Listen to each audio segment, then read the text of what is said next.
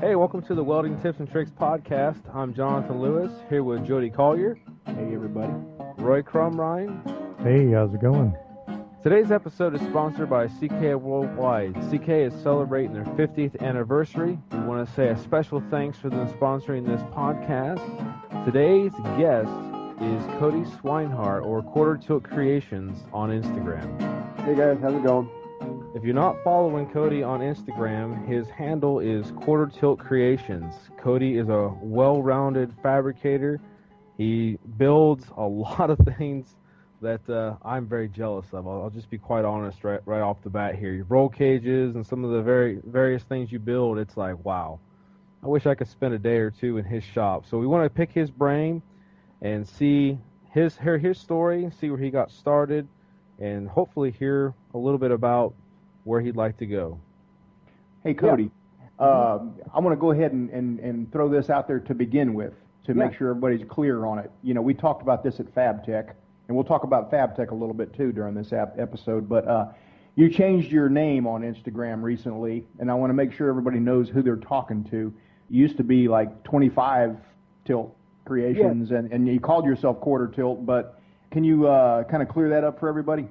Yeah, I have a thing with numbers and symbols and patterns, and I've always liked to do something a little different. I guess that's where the Quarter Tilt name came from. When I originally started, I wanted to do sort of a fraction, and some of my original T-shirts and stuff had fractions on them, and fractions didn't translate very well into the Instagram world, so the 2.5 started because 2.5 is quarter, basically. And then I realized very quickly, Isaac brought it to my attention, IC Weld, at SEMA this year. He tried to introduce me to some people, and he said 2.5 tilt, quarter tilt, and I realized that there was a discrepancy there, and I had to sort of remedy that a little bit. I was hesitant to do it because once you change that tag, you sort of change everything that goes along with it. But I felt that the following was sort of built up enough now, and I had enough social media presence that I could maybe pull it off and not create too much confusion out there. So I went to go and just simplify it to the business name, which has always been Quarter Tilt Kreations. I just sort of played with the way that it was symbolized with the 2.5 or with the fraction of a quarter. But I'm starting to simplify it down a little bit more because I've realized very quickly it's difficult on forms and paperwork and a lot of things. So Instagram was one of the reasons why I did that. Yeah, it makes sense. And I just wanted to clear that up for everybody because if somebody had been following you before and you were 25 Tilt Kreations, because I'm one of the ones that, like, I did not connect the dots early on and think you were Quarter Tilt. I thought this guy's 25 Tilt Kreations. Well, you know, the funny thing is, when I started Quarter Tilt, we could probably dive into this later, but long story short is I didn't really know much about social media or Instagram when I started it. A friend of mine told me that I should do it to look at some stuff that was on there. I think sort of a story that's prevalent in all of our cases. So I started it and went on there and I posted a few things, and I never anticipated the name to actually be a problem, or not maybe a problem, but a hiccup in the whole business relationship to the shop name thing. And once that sort of panned out, I've been learning that I need to make things a little bit simpler to get, and that goes in as far as business stuff goes, and if we get into that later, we can get into it, but making all your same name on social media the same, websites the same, all that kind of stuff should be very simple for people to grasp and get to, and confusing them with 2.5s and quarter symbols is... I'm guilty of it. I'm Weldmonger on Instagram and Welding Tips and Tricks on YouTube. I don't know why I didn't just go with the Welding Tips and Tricks on Instagram, because that would have been obvious, but Instagram was an afterthought to me. You know, it's like a lot of us. I thought it was just a bunch of middle school girls taking selfies, and so I started getting more and more emails and stuff from people. So you really should check out Instagram. You should get on there because there's an awesome welding community on there. And then when I went and I got the app and everything, I'm like, holy crap, I've been missing out. But I still didn't really know what to do with it. So I'm like, my youngest son, I was like, Joey, make me an Instagram account and call me Weldmonger and follow a few people. So that's really how I get started. But once I got into it, I'm like, and then the first Fab Tech that I went to, and where I first met you, and then we're meeting up with all these other guys, the Mishler brothers and Jason Mosier and all these people, and I'm like, this is friggin' awesome, man. All these like-minded people with different backgrounds and different skill sets, but willing to freely share knowledge and share not just welding knowledge, but business knowledge and what you learn, And it's like, this is super cool. And so, I mean, this is like I'm geeking out right now because so and then that leads me to the next step. I mean, I want to ask you about how Fab Tech, before we get into talking about your business and what you do and everything, ask you about your Fab Tech experience this year. How was that for you? It was really good. It was really good. I enjoyed it a lot. I was blown away last year at the Fab Tech. For me, it was more than I expected. I didn't know that there would be such a large conglomeration of the Instagram world there. I didn't know how Instagram has resonated throughout the entire community, throughout the nation and worldwide for welding and fabrication and whatnot. And so when I was able to sort of meet with everybody, including yourself, I was a little starstruck, to be honest with you, from the whole get-go, because I was meeting people that I have idolized and looked up to and followed along since the day I got on Instagram. And so sitting there in their presence and talking about things, it was, last year was just, I was blown away. This year I was a little bit more, not so, I enjoyed this year a lot more. I was able to sort of do it on a level where I could almost speak. I wasn't caught off guard, so it was a little bit more tangible this year than the previous year. And so this year I had a lot of fun because I met even more people. I think the Instagram world kind of caught on. You did it by talking about Fab Tech. Roy, you did it with these podcasts talking about Fab Tech. You too, Jonathan, about the Fab Tech, and everybody sort of conglomerating and posting about it. So I think it brought a lot of people into the Fab Tech, which I thought was really neat because it kind of did to Fab Tech what SEMA does to the car world, but it was more along the lines of welding and fabricating and that kind of stuff. So it was really neat this year to meet a lot of people that I've met or followed along with, like Rush, JP from Apex, or JD, I'm sorry. Meeting those people was another round of people that I didn't even know since last year.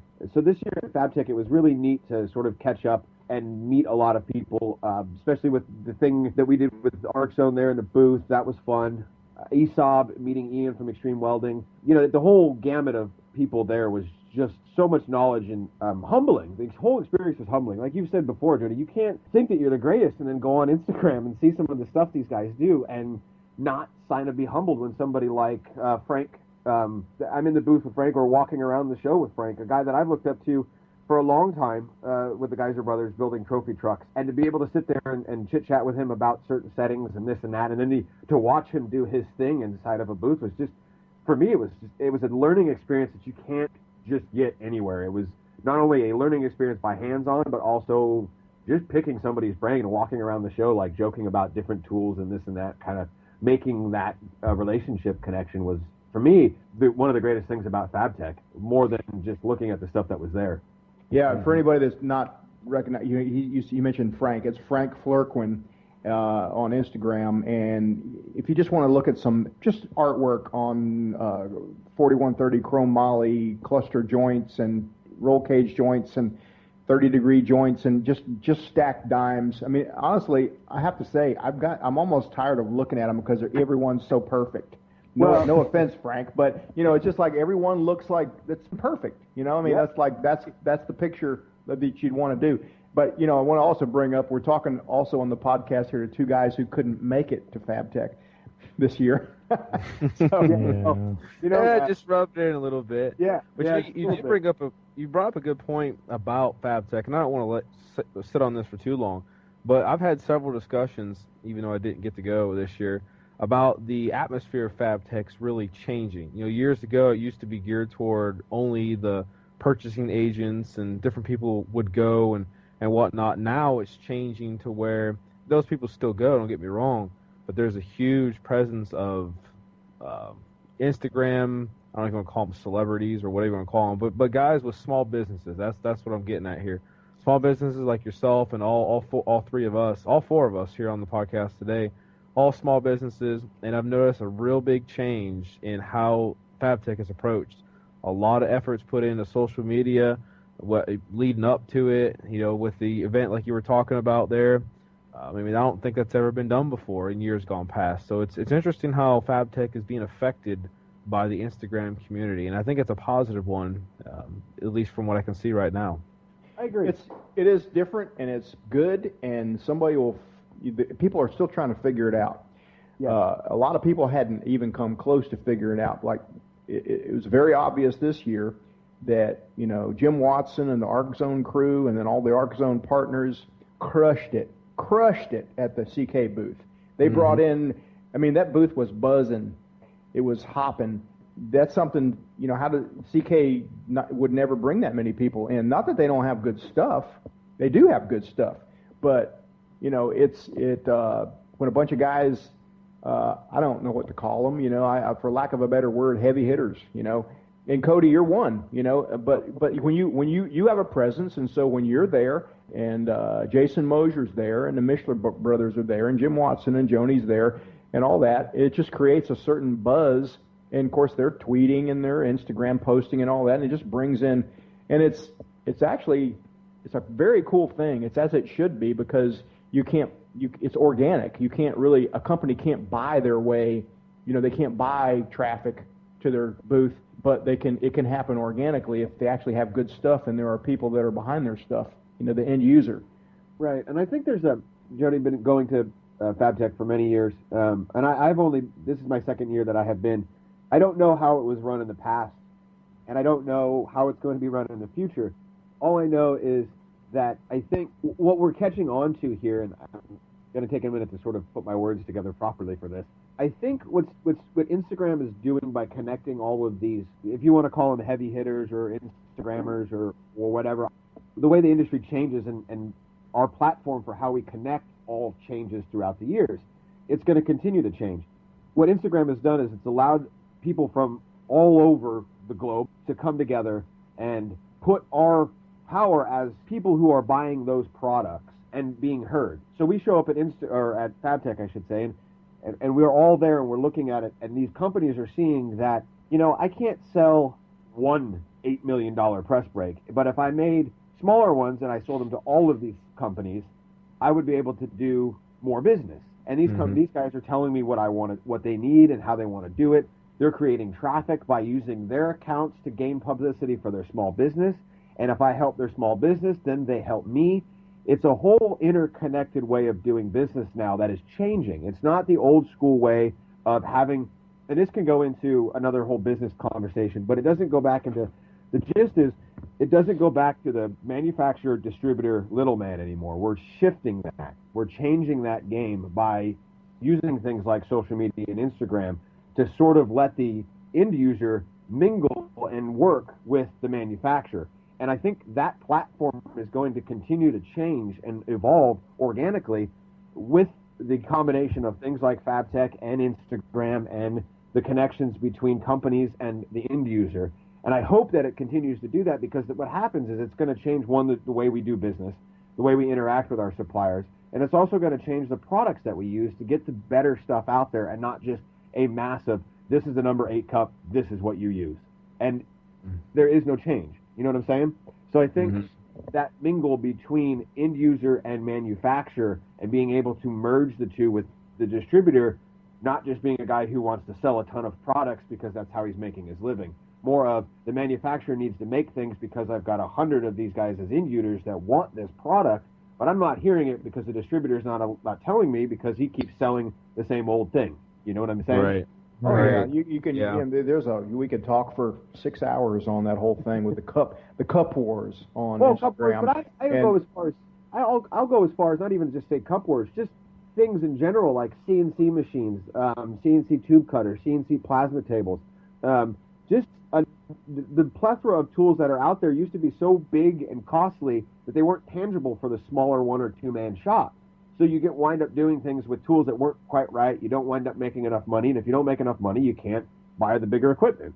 So it's a trickle effect, and I think it's going to sort of ripple out, and I hope that it changes. And that's my excitement of seeing this impact at Fab Tech and seeing it change to not guys in business suits that are there to spend the company's budget, so they can get a tax write-off by the end of the year, but guys like myself, you, Roy, and Jonathan, and Jody, that are all there to help the community of the fabrication world, Right. Yeah, I was actually talking to a company and their upper executives, and they can't figure it out. It's like you said, it's completely changed. And I wasn't, I've only been to 2 Fab Techs, so I'm not seasoned in what they were years ago. But they can't figure it out. And their comments to me were, how can we capitalize on what's out there? And I mean, there are answers to that. I don't think there's one answer that would solve all their problems and everything. But it is changing. And it's going to be interesting to see what Fab Tech is like in 2017. Because from this recording, we've got like, what, 10 or 11 months to go until the next Fab Tech. And so that's a long time to see what happens. And I personally think we're going to see a huge shift, or see this continue to organically change and go toward the end user and the small guy. Right. That's my personal thought anyway. You know, you guys know that I'm talk to Jimmy DiResta from time to time. I don't know if Cody, do you know Jimmy DiResta? His YouTube channel. He's a maker. He just makes stuff. He welds occasionally, but he's he does a lot of woodworking and mixes metal in there sometimes. I've looked him up since you've mentioned him in the last podcast or two, and I followed along and started perusing through his page. And yes, I am familiar with him, but I'm not as familiar as I should be. No problem. Here's the point I'm trying to make. He does a podcast also. It's called Making It, with two other guys who they're kind of lean toward woodworking, but they dabble in other stuff, 3D printing and also X-carve stuff, engraving, laser stuff. And so Jimmy was talking about this woodworkers conference or trade show that they went to, and there were some heavy hitters there, like whatever the guy's name, Bob Vila from Old House. Uh-huh. Maybe Norm Abram, people of that caliber that were like household names. Yep. And there were like there were just very few people trickling in to see those people. But Jimmy and his other two guys that he had the podcast with had them lined up because they're all YouTubers and they all have Twitter accounts, and they can at a moment's notice they can get in front of 1,000 eyeballs or more. That's where I see it heading. Fab Tech is kind of probably going to go through a fundamental shift because they were really geared toward showing their wares toward buyers. The end user coming in there, that's not really going to ring the bell for them for Miller or Lincoln or ESAB or other companies like that. They're hoping to get buyers in there from Airgas, Praxair, other they are going to buy quantity. But who's going to bring those people in there? Who's going to bring them, like drive the traffic? They're just depending on the AWS and Fab Tech to all their marketing to bring the people in there. And now, and honestly, we're bringing people in there with the podcast. We're hyping Fab Tech big time. They should be paying us, to be honest, because they spend big bucks to bring people in there because they charge big bucks for somebody to have a big booth, a booth of any kind. They charge a lot of money. I say this tongue in cheek, I don't expect them to pay us, but we're doing them a service. We do it because we do it because we believe in it. It's such a cool experience. That's why we promote it and encourage people to go to Fab Tech, because now it is very different than it was 20 years ago.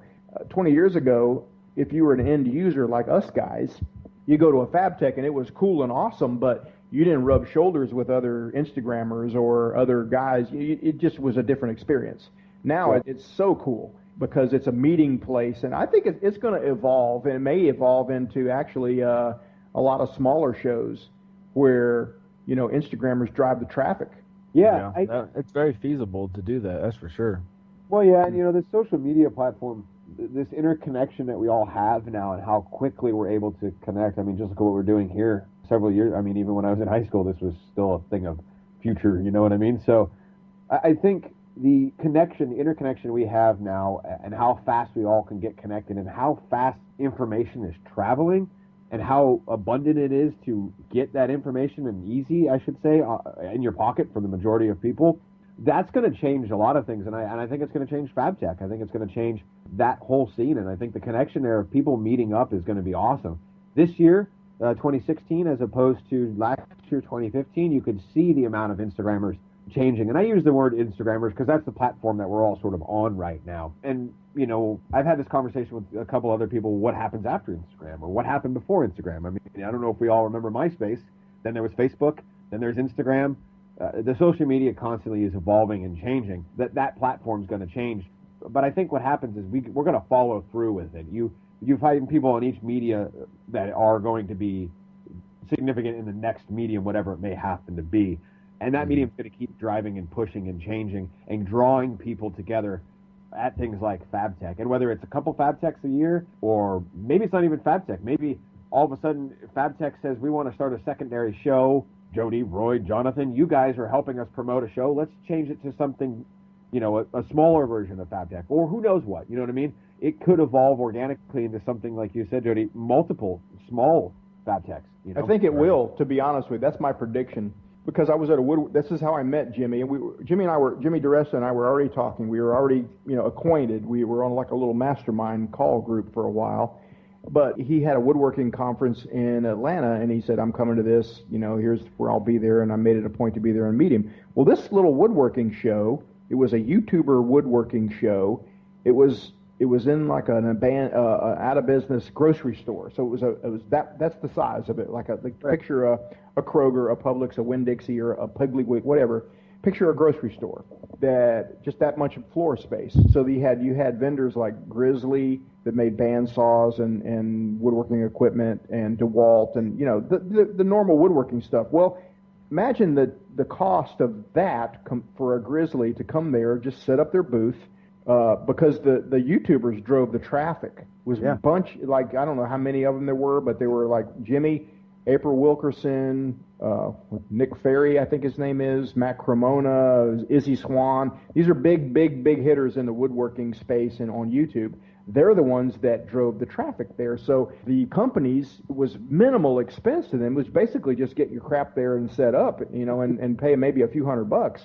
Right. As compared to Fab Tech, where it's like several $1,000s for any size booth at all. Right. And it was awesome because it was very intimate, and you could meet people, and your parking was easy. You just drove in, you drove out. There was no parking fee even.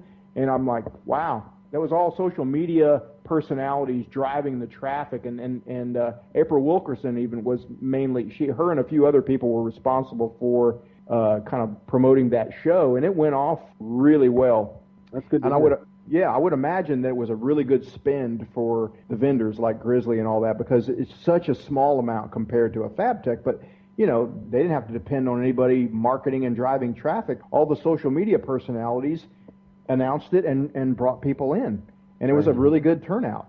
So I bet you that's gonna. In fact, I may do something at JD's shop or somewhere like that in the next year or so. Bring in people with a certain interest, I don't know. I don't want to commit here, set any expectations, but it's like I think people would show up for a certain specific thing, like a little seminar on torch cutting or something like that. Have Isaac in there to do a little seminar on torch cutting, and we'll line them up. Oh yeah, and I think you might be on it.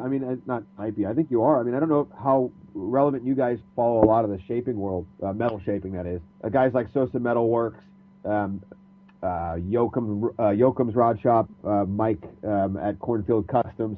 The metal shaping world has recently really taken off with a lot of that. These guys are doing seminars at their shops or visiting other shops, and they're heavy hitters in the metal shaping world on Instagram. And they are packing the classes full of people who want to learn. And so they go and they see these guys who are phenomenal metal shapers, and they want to learn from them. And they're going to their shops or their classes, wherever they may be, and 2 or 3 of these guys will get there and they'll do the instruction. Bailey did a thing at SEMA this year where they had several guys there shaping, and you could come and join their class. I think you're on to something there, Jody, about the smaller shows where people can be a little bit more intimate, make it a little bit more egress of getting in and out, and still have the ability to learn from some really good people and still make the connections with these companies that they need their tools from. Mm-hmm. Right.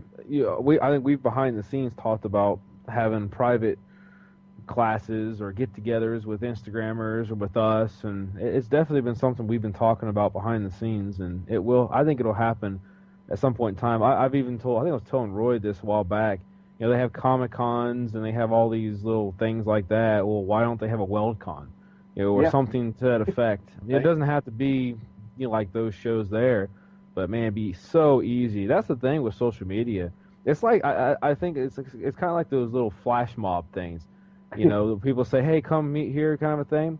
How quickly it is. We could put together a meet that would, in quality, maybe even supersede Fab Tech, meaning that there'd be more interaction with people that would actually be buying products. And that's another difference between that I see anyway, and talking with others that own companies or that are purchasing guys with companies. They're going there to look like you said, Cody. They're going there to spend the budget. It's like, okay, we got X amount of dollars, we have to spend it. We're going there. We have a smaller budget, yes, but we're going there to buy $100 this and $3,000 that and maybe $10,000 that, and that might be our one purchase for the year. But we're going to buy something almost guaranteed, and you get that benefit of us sharing it with our following. So, I think that things are just going to continue to evolve, and I'm anxious to see what happens and be along for the ride. Yeah. Let's shift gears. Yeah, Cody, sure. if you got something, go ahead and get your thoughts out, but I'm gonna hold my thoughts for a minute and shift. We're talking a whole lot about social media here, and I want to get into your business. Go for it. I already forgot about what my thoughts were, so we'll get back. Okay. All right. I want to talk about running your own business, because you shifted gears a year, 2, 3 years ago, whatever. It went from woodworking, carpentry, cabinetry, whatever, into fabricating. And I want to definitely talk about that transition. And what I want to catapult that with is, we had a conversation at Fab Tech about a guy's video on coping tubing. And your comment was, okay, that's nice that you can cope tubing like that, but can you cope tubing and make money at it? Mm-hmm. That's the question. Because when you're a small business owner, if you ain't making money, you're going to be whatever. You're going to be doing something different in months from now, because you have to make money. You have to be efficient, and you have to know how to make money as a small business owner. It doesn't matter how awesome your welds are. It doesn't matter how good your cope tube joints are. If you're not pricing correctly, and you're not marketing correctly, and you're not meeting deadlines correctly, you're not making money, and you're going to be out of business. So that's what I kind of want to talk about a little bit about, get into the, number one, how you transitioned from your previous line of work into fabrication, and then let's talk a little bit about pricing jobs and making money. Okay. So building hot rods and cars and fabricating has always been something I've loved to do. I got into it when I was a kid. My dad, I was on the Rubicon. Rubicon, if you guys aren't familiar with it, is one of the biggest, hardest used to be the biggest, hardest four-wheel drive trail there was in the United States. Everybody loved it. The Rubicon was the thing you went to, and it's up on South Lake Tahoe off Highway 50. And everybody knew the Rubicon as being just, sort of the Jeepers paradise trail to go to. And when I was a kid, I was 6 months old, and I was already on that trail with my pops. So being around cars and modifying things was just something I grew up with, as far as hot rods and all that stuff went to. But as I grew up, it's a really expensive thing. So I did what I could to learn this craft in my garage, and like everybody else in their thing, watching. I mean, hell, not to sound starstruck or anything, Jody, but I think most of how I learned to weld came from your welding tips and tricks videos. I went to high school and did a metal shop. I did wood shop. I did auto shop. None of those did what I wanted to do. I always had an idea in my head of what I wanted to do and how I wanted to do it. And so then I went to the local junior college and took their welding class, and the very first class they gave me was stick welding. This is where you and I joke about it all the time, because I say, well, I don't know how to stick weld. I haven't run a stick in ever, maybe. So I think I took their first semester was you learn how to do oxy fuel, and all that taught me was how to blow holes in thin sheet metal. So that was cool. And then I moved on to stick welding, which was great because that taught me how to burn myself. So I was like, cool, there's two things I don't really want to do. Now, I'm not grading them, and I'm not saying that I don't like them and I don't think they have their place, but I just knew what I wanted to do. And what I wanted to do wasn't structural steel, wasn't stick welding, and it wasn't oxy fuel. So I quickly said, I'm not going to learn a whole lot in this class. And I'm not degrading welding classes. I think they're great, but that curriculum base at that time that I was going to wasn't helping me get where I wanted to go. So I struck out on my own, and I went out and bought a welder, and I found your welding tips and tricks video, and I got to work in the garage. And let me tell you, I made a lot of crap, and still do, trying to learn and teach myself these things. But it all started from a young age of being into cars. I bought my first Jeep Cherokee when I was 16. I rode my bicycle and skateboarded all the way across town. I don't think it was maybe 3 or 4 miles from my house out in the cuts of Rona Park to Sizzler, where I bust tables and wash dishes to pay for my first vehicle. I paid it off, and 3 weeks after I paid it off, some older lady suffering from glaucoma T-boned me and totaled it out. So then I had to start over again. Long story short, I've always been building cars. It's just something I've always been wanting to do. I always had an idea in my head of how this craft of motorsports should be done, and how I wanted to do it, I guess. And so I've always just pushing to get to that point.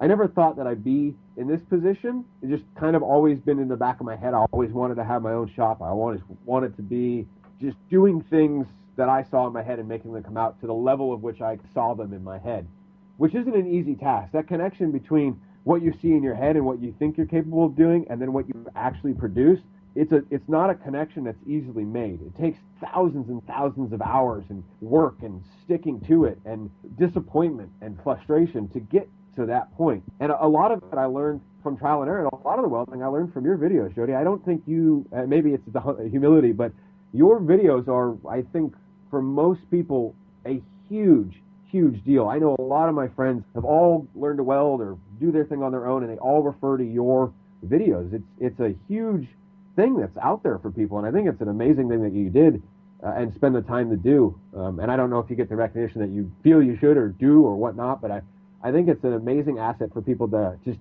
tap in and watch a video and say, you're not going to learn right away. I go back and I watch some of your videos and I'm like, oh yeah, that's right. I totally remember that now. Well, that's what I've been doing wrong.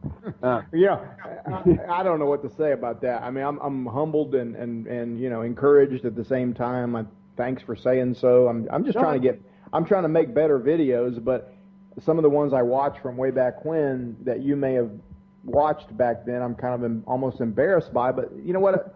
That's like, it is what it is. Yeah, that's what I was capable of producing at the time. And we all grow. We all learn to do better. We all have an idea of, as I'm sure you do in your head, of how you want your videos to look and feel and sound, and you're going to keep striving to get there. That's the chase of the craft or whatever your passion is.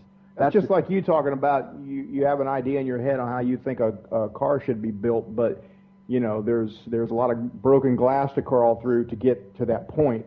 And it's the same thing with me, I mean, how do I film this arc shot, or how do I film this? It's just a process, and we're all trying to get better, and it's awesome, to be honest. I'm glad to help. I'm glad that some of the stuff that I'm done has helped you, but some of the stuff that you've done has helped me too, so it's a two-way street. I remember, so I bought my first welder, and it was a little MiG-10, and I went to work in my garage, and I built a couple of trucks. I worked a couple of jobs. I was multiple jobs. I've always seemed to have worked two jobs, like a day job and then a night job.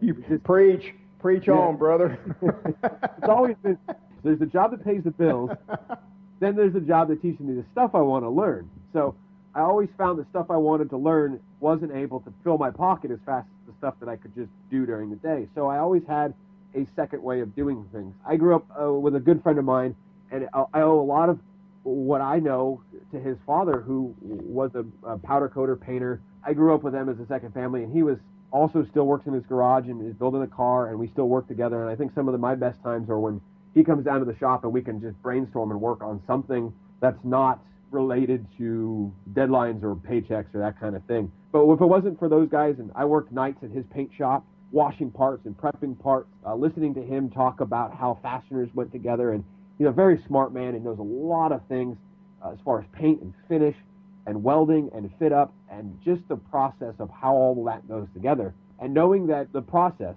of from step one to the end of the line, whether you are on the end of the line or the beginning of the line, that process includes you. So you need to be conscientious of all of it all the way through, so that something you do doesn't affect somebody down the line or somebody before you, because that makes a better product at the end. So learning from him those steps at night and on the weekends help define and create the craft, and years of just being there and in that presence. And I remember buying my first TIG welder, and it's a funny story. I bought my first TIG welder. I knew I wanted a TIG welder. I knew I wanted to learn to TIG weld, and I couldn't afford a good a brand new welder. Of course, at the time, the dynasties were the big thing, and now we have all these other different technologies, that are out there. I should say different technology, but less expensive than the dynasties, that are still just as good. But anyway, I bought my first TIG welder. Me and my girlfriend now, I borrowed my boss's pickup at the time. He had a little tiny S10, and we drove 10 hours round trip down to Bakersfield to pick up the Synchrowave 200. I found it on Craigslist. It was right price point. Called the guy up. Seemed like a good dude. I went down there. Brand new machine. I learned how to read. I read the manual online, and I got down there and I turned it on to see how many arc hours on it. It had 0.5 arc hours on it. He says to me, nice. I just can't seem to get it to work right. I don't know what I'm doing wrong. I just don't think welding's for me. I had watched a couple of the videos, and I read everything I could on the Syncrowave 200. And so I walk up, and he's got it set on AC, and he's trying to weld some steel. And I think to myself, well, I don't think welding's your thing, dude. So I stuck an arc with it.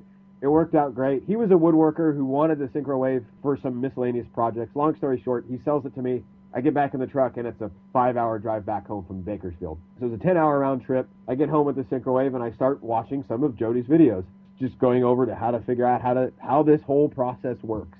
I think I was 5 years ago now, and I'm still trying to figure out how this process works. Yeah, me too. We all are. We're all still in the learning mode. I guarantee you. But I sold that Syncrowave a little while ago. I stepped up, and this is where I'm going to sort of leeway, Jody, into your question in comparison of, sure, you can cut pipe or tubing and tope tubing with a grinder, but can you make the living doing that? And so what happened was when I opened up this shop, the Syncrowave was great, and I had a little Miller 211, I think it was, or 210. Both, they were decent, but they were at best hobbyist machines. And there's nothing wrong with them. I'm not saying there's anything wrong with those tools, but there's a point where you realize all of a sudden those things that you used to come home to from your day job are now the pieces of equipment that are going to make you money. So they need to do two things. They need to be dependable, and they need to be consistent. And I wasn't getting consistency out of either machine. I needed to upgrade, and I wanted a welder that was capable of doing multiple things, a little bit more amperage, more things were walking through the door. I don't like saying no to things because I feel like as soon as you say no as a business, then no is not a good answer. So I began my search to upgrade. So I bought a 252 from Miller, and I decided to buy a Dynasty 280. And I really love both machines. I think they're both phenomenal. And so I'm still figuring out that whole process. I mean, just the other day, it was the first time I ever did aluminum with the Dynasty. And man, let me tell you, that was amazing to see the capabilities of that machine with aluminum and see where it really shines, and find all of your videos, Jody's, and your guys' podcast, previous ones from Rush and all those guys, all those little things that everybody's talking about make it really good for people like myself who are still learning the process, maybe for pros that have figured they got it out, but they don't know the new stuff that's out there or the change in this or how to run that machine. Those little tidbits of information are gold. You know, they save so much time from just playing around and like, oh, I don't know what this does, or I don't know what that does, or let's see what this does. I mean, there's still going to be some of that, but it gives you a good baseline to just walk up to the machine and say, this is the settings I'm going to throw out because they were talking about it. And it gives you a starting point to go with instead of just throwing darts at a board, you know? That's our intention, to just kind of speed up the curve, a learning curve a little bit. You know, we had Mike Zancanato, bike builder, on Zancanato Cycles, and he's got a Dynasty 280. Now, did you get the expansion card, you know, the extra thing there where you can set amplitude settings when you're on AC for aluminum? Yes, I did. I got the DX, which has got the card reader in it, and it's got all those settings. Yep. Was that extra? Did you have to pay extra for the card? You know, everything seems to be extra these days. I know. I mean, pisses me off, to be honest. So yeah. Miller, take notice. That's pissing your customers off. Well, you know, it's a piece of software. It's a piece of code that you can, you know. Even if you just made the price $100 more and threw it in there, I'd have just paid you. But to give you the huge cost of what the machine was, and then say, if you want this, it's an extra $100. That to me is just like, come on, just make it an extra $100 and give me the card. I know. I don't pay it. I just don't want to feel like you're stealing more out of my pocket. That's the way I feel too. I've got a 280 as well, and I hadn't got the card yet. I will get it because I need to, dig into that. But Mike had some really insightful things to say about what he has learned on amplitude settings on the 280, and I use the 280 a lot. I've got lots of machines that compare to it, but it's a good machine, definitely. Yeah. It is got, you know, it's like, it's awesome. You know, I'll go ahead and give them props. It's an awesome machine. I think it's a great machine that has a really good shining spot when it comes to doing aluminum. And I guess this is where one of the reasons why I bought it. I had a job that I had bid for an aluminum thing. It fell through, of course, but I bought the machine anyways, and I wanted to get a little bit newer technology. I wanted to get a water cooler in, and I wanted to get the ability to do aluminum. Anybody that's in business for a little bit longer than 3 days knows that nothing's forever anyway, so if you say this is the last welder I'm ever going to buy, you know that's just sort of a pipe dream, because it's not going to be the last welder you ever buy. Right. But it's going to let me grow into it and learn from it. And as far as DC stuff or mild steel or other things, Honestly, the last couple of days I've been using a Diversion 180 at a different shop, working on a project that we're sort of... Awesome machine, isn't it? The Diversion 180, I'm telling you, on DC for, mild steel or that kind of stuff, stainless, amazing little machine. An absolutely amazing little machine. Mm-hmm. I didn't know that they were that good. They were something that I was looking into, but then I felt I wanted to invest in something a little more. But those machines are great. If anybody's listening to this and wants to get into TIG welding and doesn't have a whole huge wallet, if you're mostly doing steel, I highly recommend that machine. It blew me away the last couple of days. I agree with you. I think it's kind of like they sort of overbuilt it compared to the competition as far as, it's a little beefier and everything and perfectly capable of handling as far as, decent duty cycle and everything. On DC, Jonathan and I did a collaboration video building up a shaft, a stainless steel shaft. He was using a diversion on his end, and on my end, I don't forget what I was using, but we have had this conversation on this podcast several times, like, how do I get started? I want to start a business, or I want to learn how to weld. The machine you start with does not have to be the machine you end up with. You just get started. Don't get hung up on these issues like, I got to have the best. Just get started. I mean, there are machines out there right now for under $800 that will get you started. Oh yeah. And who knows how long they'll last? But if they last a year or two, it's worth it. It's the price of learning to TIG weld or to weld. Period. That's what it is. Mm-hmm. Yep. Yeah, that's the way I look at it. That's how I got started. I mean, I bought small stuff. I got started in a little 240 square foot garage. I was building my own project, and some friends of mine that I've known for a long time they commandeered me to build things for them. Miscellaneous things from woodworking stuff. I built several light tables, drawing light tables out of different materials for a couple of really good friends of mine who are tattoo artists. They wanted me to build other stuff, so I just kept building my garage up, and the garage got fuller and fuller and fuller. There's a video I have, and I wish I could share it. I've been meaning to share it on Instagram, of my garage about 6 years ago, and I literally had the little Miller 210 or whatever it was, MIG welder. I had a little tiny workbench that I was mentioning earlier. The guys that I grew up, Mark and Mike, his dad Mark made me this bench when I bought my first condo. Long story short, anyways, he made it as a gift for me. It was a workbench, very stout bench. I had that workbench, a little welder, literally one 4.5-inch grinding wheel, and a world of ambition. And I started building for people. And that's where the Quarter Tilt name started coming in. And when people started paying me, I remember the first paying job I got, I was like, wow, I built something and they paid me for that. Huh, okay. Oh, and so that felt pretty good. Yeah. Yeah, that felt pretty good. Maybe I should put a name behind this. Maybe I should give this some substance. And so then the idea started growing and growing and growing. And it got to the point where I had 240 square feet. It was a little one-car garage. And I had projects in the guest room. I had projects in the backyard. I had parts in the attic. I had parts in the driveway. I had a project out in the driveway. The cops came by and told me I needed to get rid of it, so I had to cut down chunks of fence to push it behind the house. It got to be too much, and that was the time that my mom and my girlfriend said, maybe you should think about getting a shop. What do you think about that? And a shop, I don't know.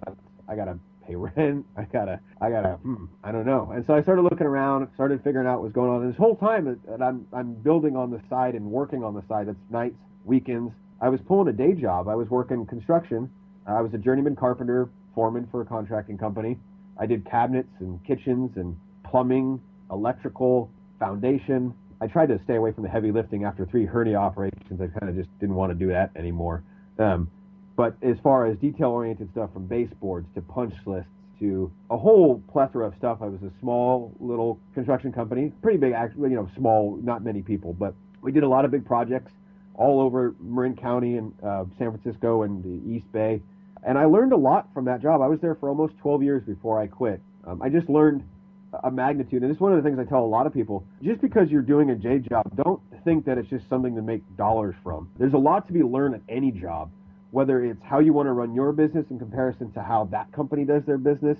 If you want to learn how to interact with clients, how you're going to present yourself, how clients view your work, how to leave your work at the end of the day, how not to leave a mess, how to keep things organized, dealing with people who have big budgets and big pocketbooks, and knowing that they're going to spend money, but you have to cater to their needs, and learning all of that on somebody else's dime on the clock while you're collecting a paycheck is a crucial piece to learning how to run your own business and forming your own process of how you're going to do things.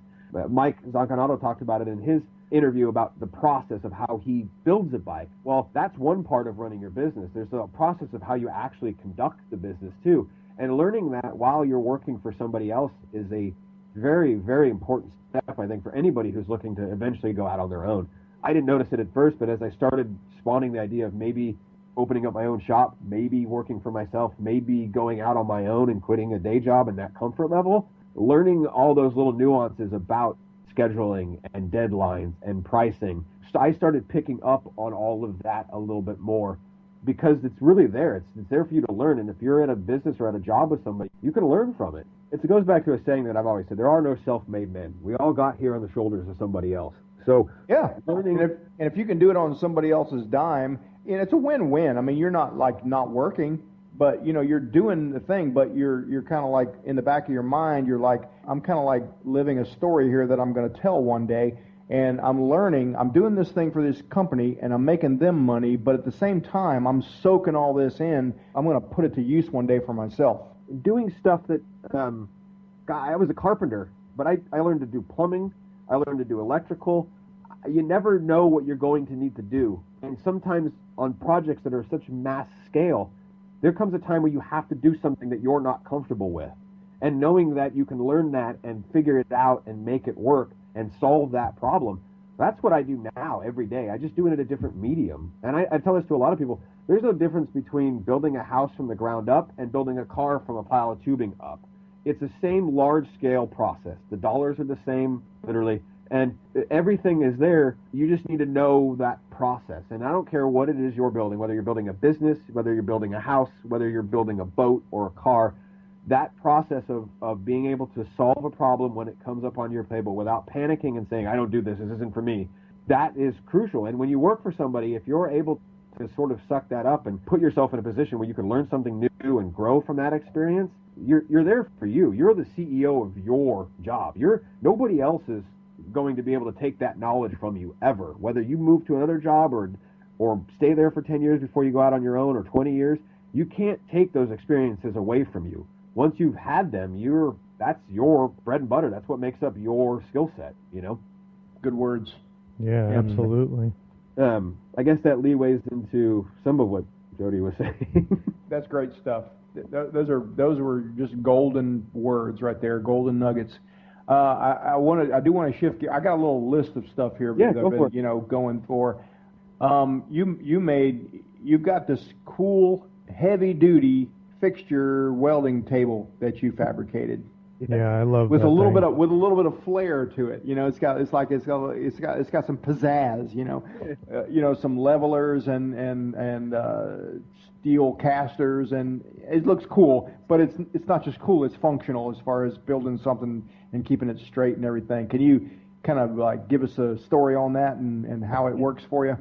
I don't. A lot of stuff comes from necessity more than anything.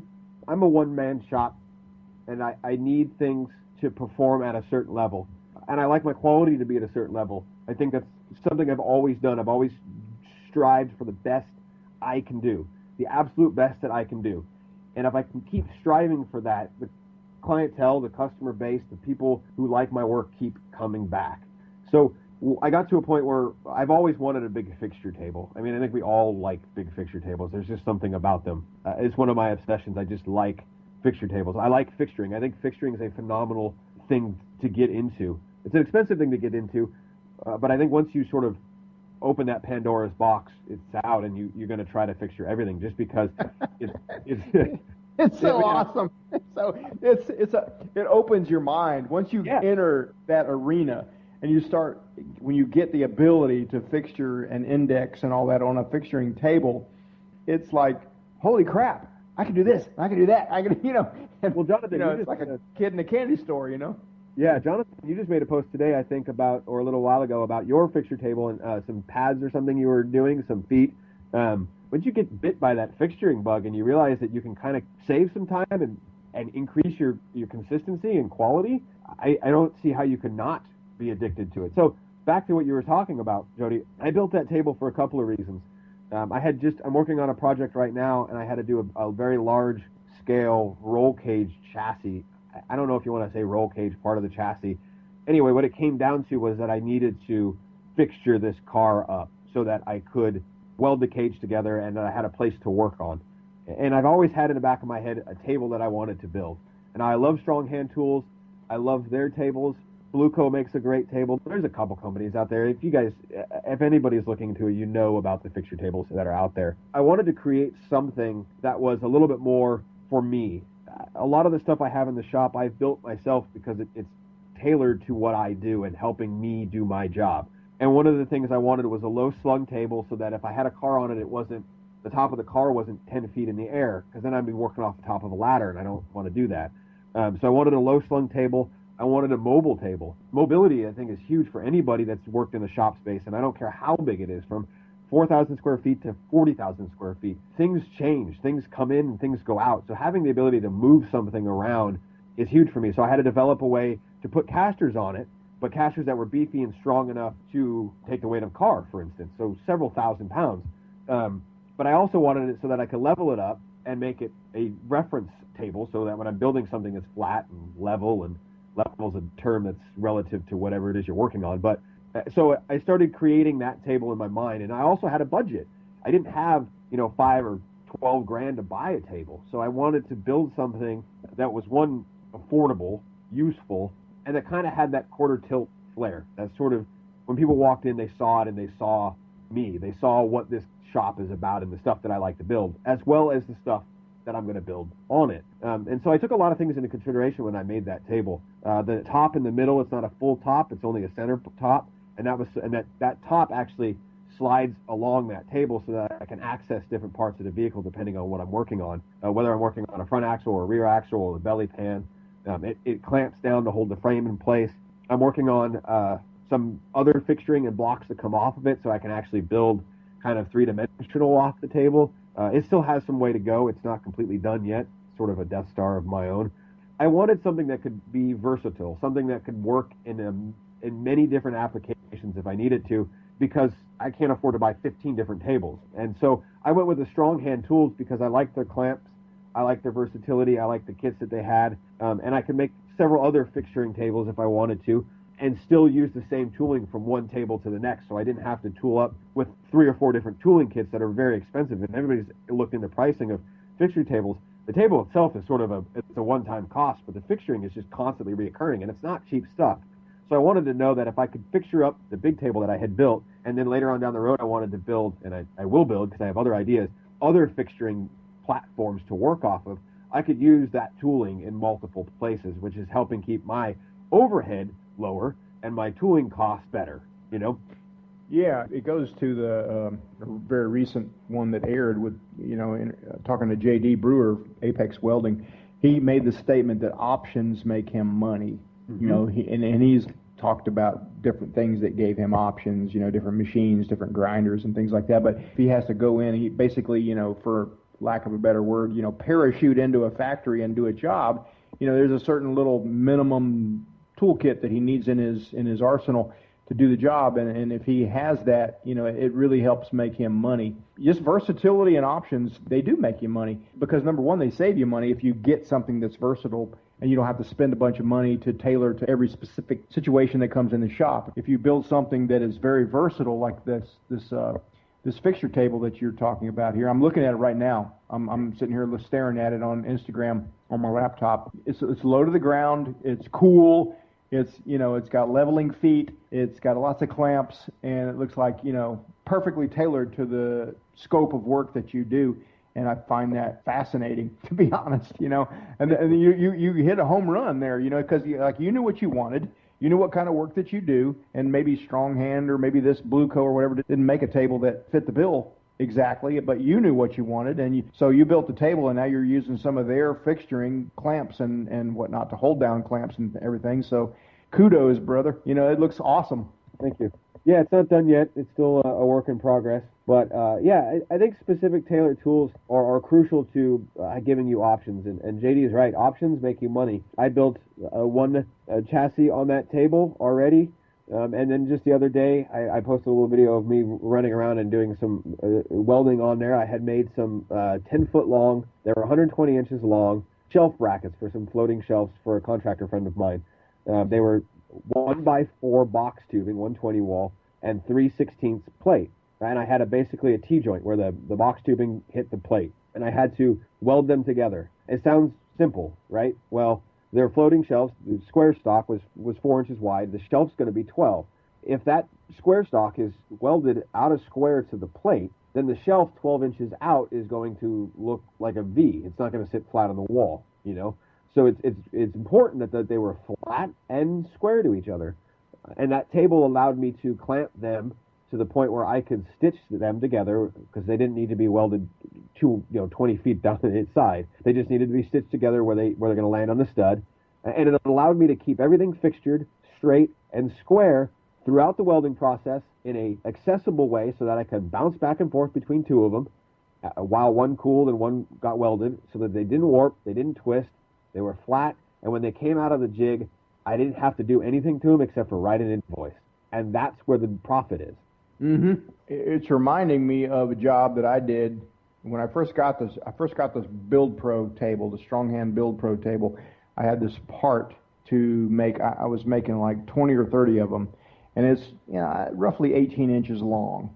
But there are a lot of little things, little components that got indexed on that part, and I didn't realize how much time I was spending locating those parts, tacking them in, welding them out, and all that. And so it was just very easy with all the indexed holes on that table to set up stops and things like, to where it's like cake, I just like total cake. Like, this is totally repeatable. I set this up, move it over here, tack, tack, tack, move it, slide it 4 inches to the right, tack, tack, tack, weld it out, flip it over.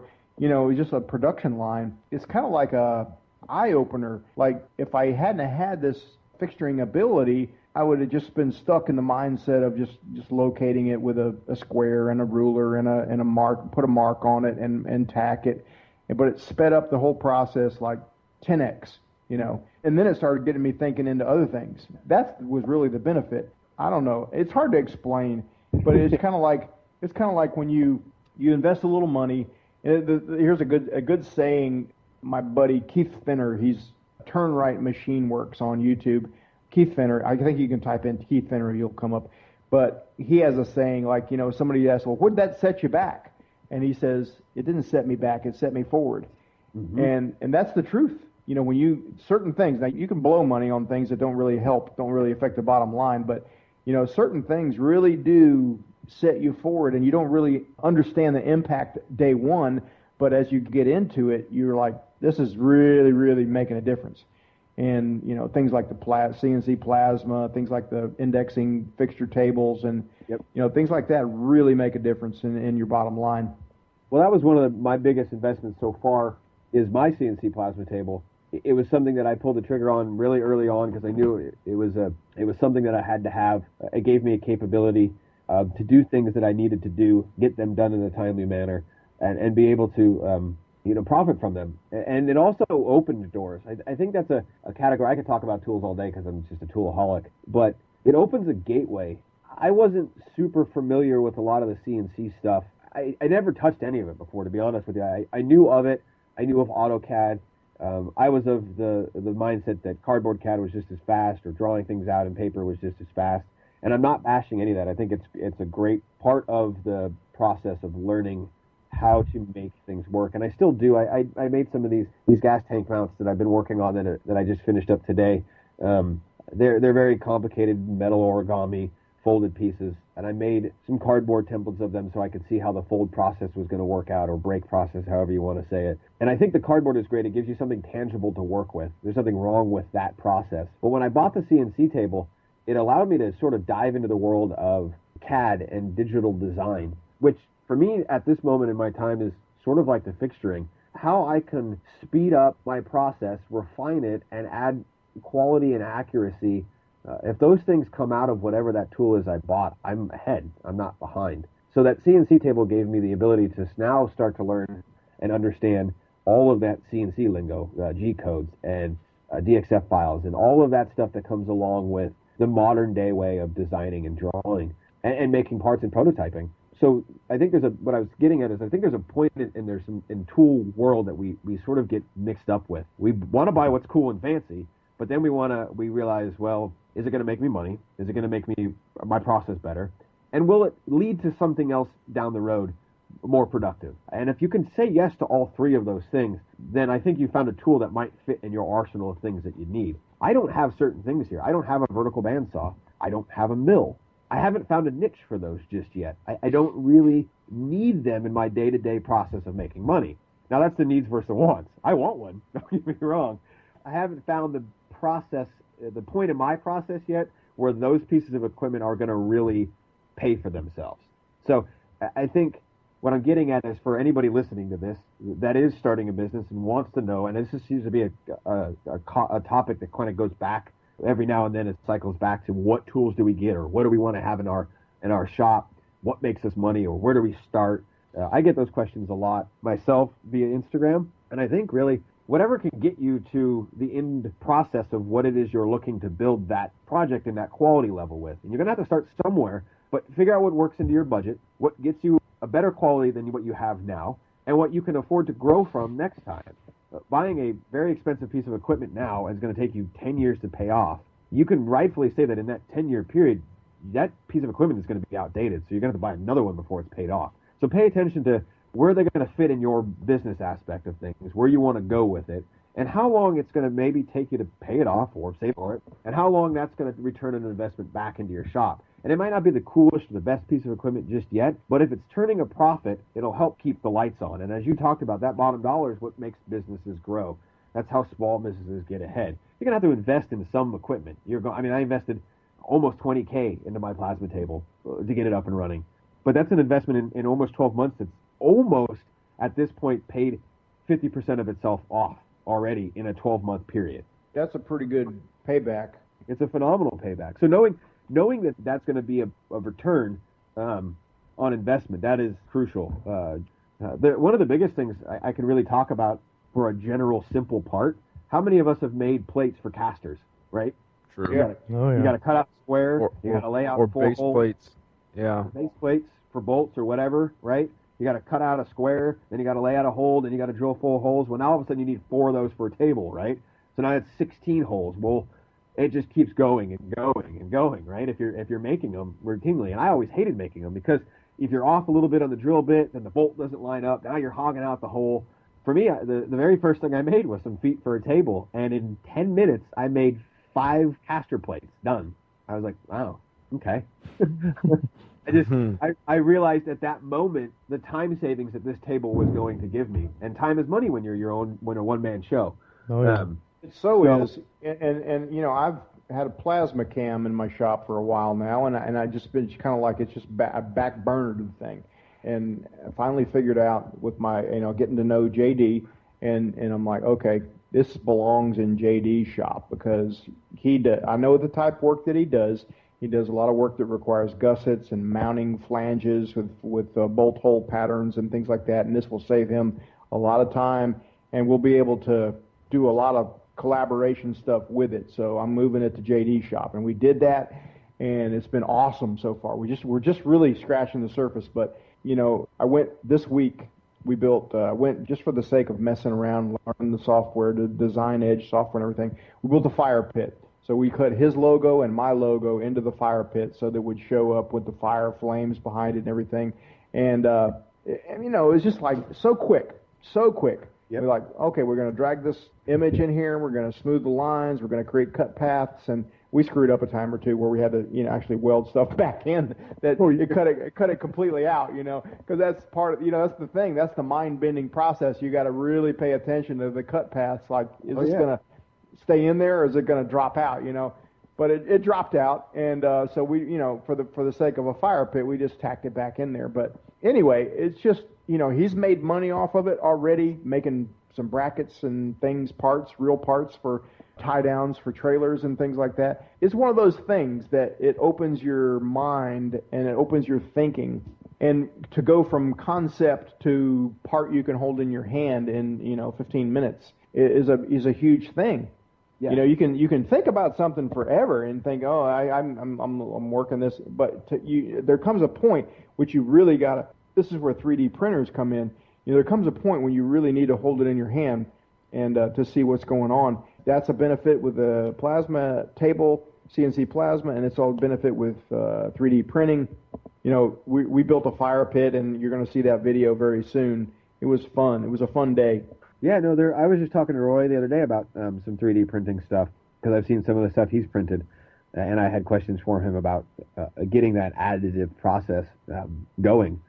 I think there's a big turn of technology that's leading that way, as far as additive processes, CNC designing, CNC cutting.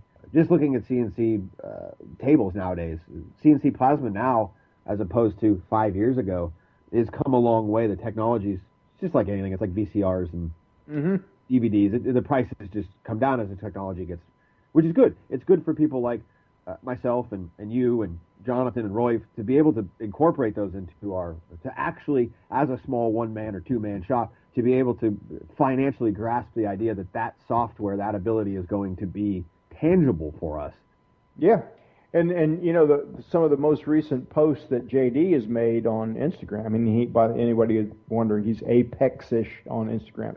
He let his helper take a few little projects from concept to cut to finish to weld to finish, you know, just kind of like training his helper. And, you know, he built a little stand for the Hypertherm plasma cutter that's running the show on that plasma cam. So he, you know, cut out a little logo and so he let his helper lay it out completely from start to finish. And, you know, that's kind of testament to the intuitive and user-friendly the software is, the design edge software on the plasma cam that, you know, because the helper is, you know, he's like 19. And so bring him in there. He showed him a little, you know, hey, okay, drag this, snap this, do this, copy this. You know, because you make one side and then you can just copy it, and and it's pretty cool to see that whole process go on in a day shift, to have the finished product there, and all done by his helper from start to finish.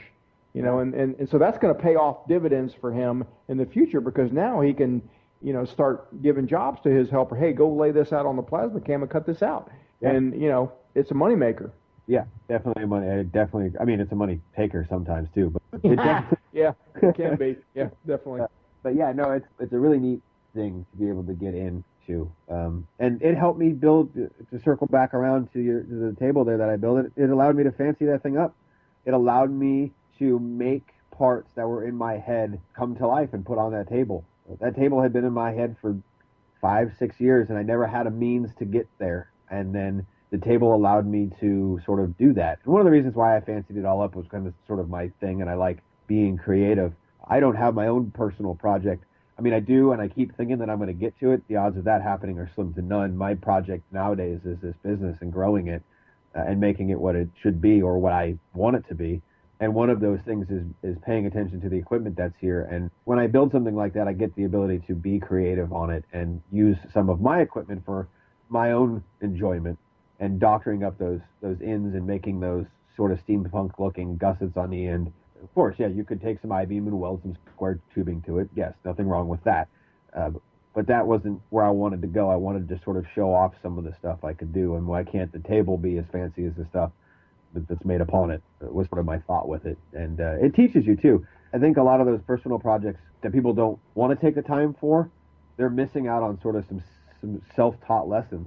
Being able to take an idea that's in your head and learning the process of getting it out via some of the equipment you have before somebody hires you to do it allows you to do it faster when they do, because you've already sort of been down that road, and you've gained the benefits yourself, because now whatever it is you made is yours and it's in your shop, and then somebody sees it, and now you have that experience under your belt, and you say, yep, I can do it. And now you can do it for a price, because you kind of have a rough idea how long it's going to take you.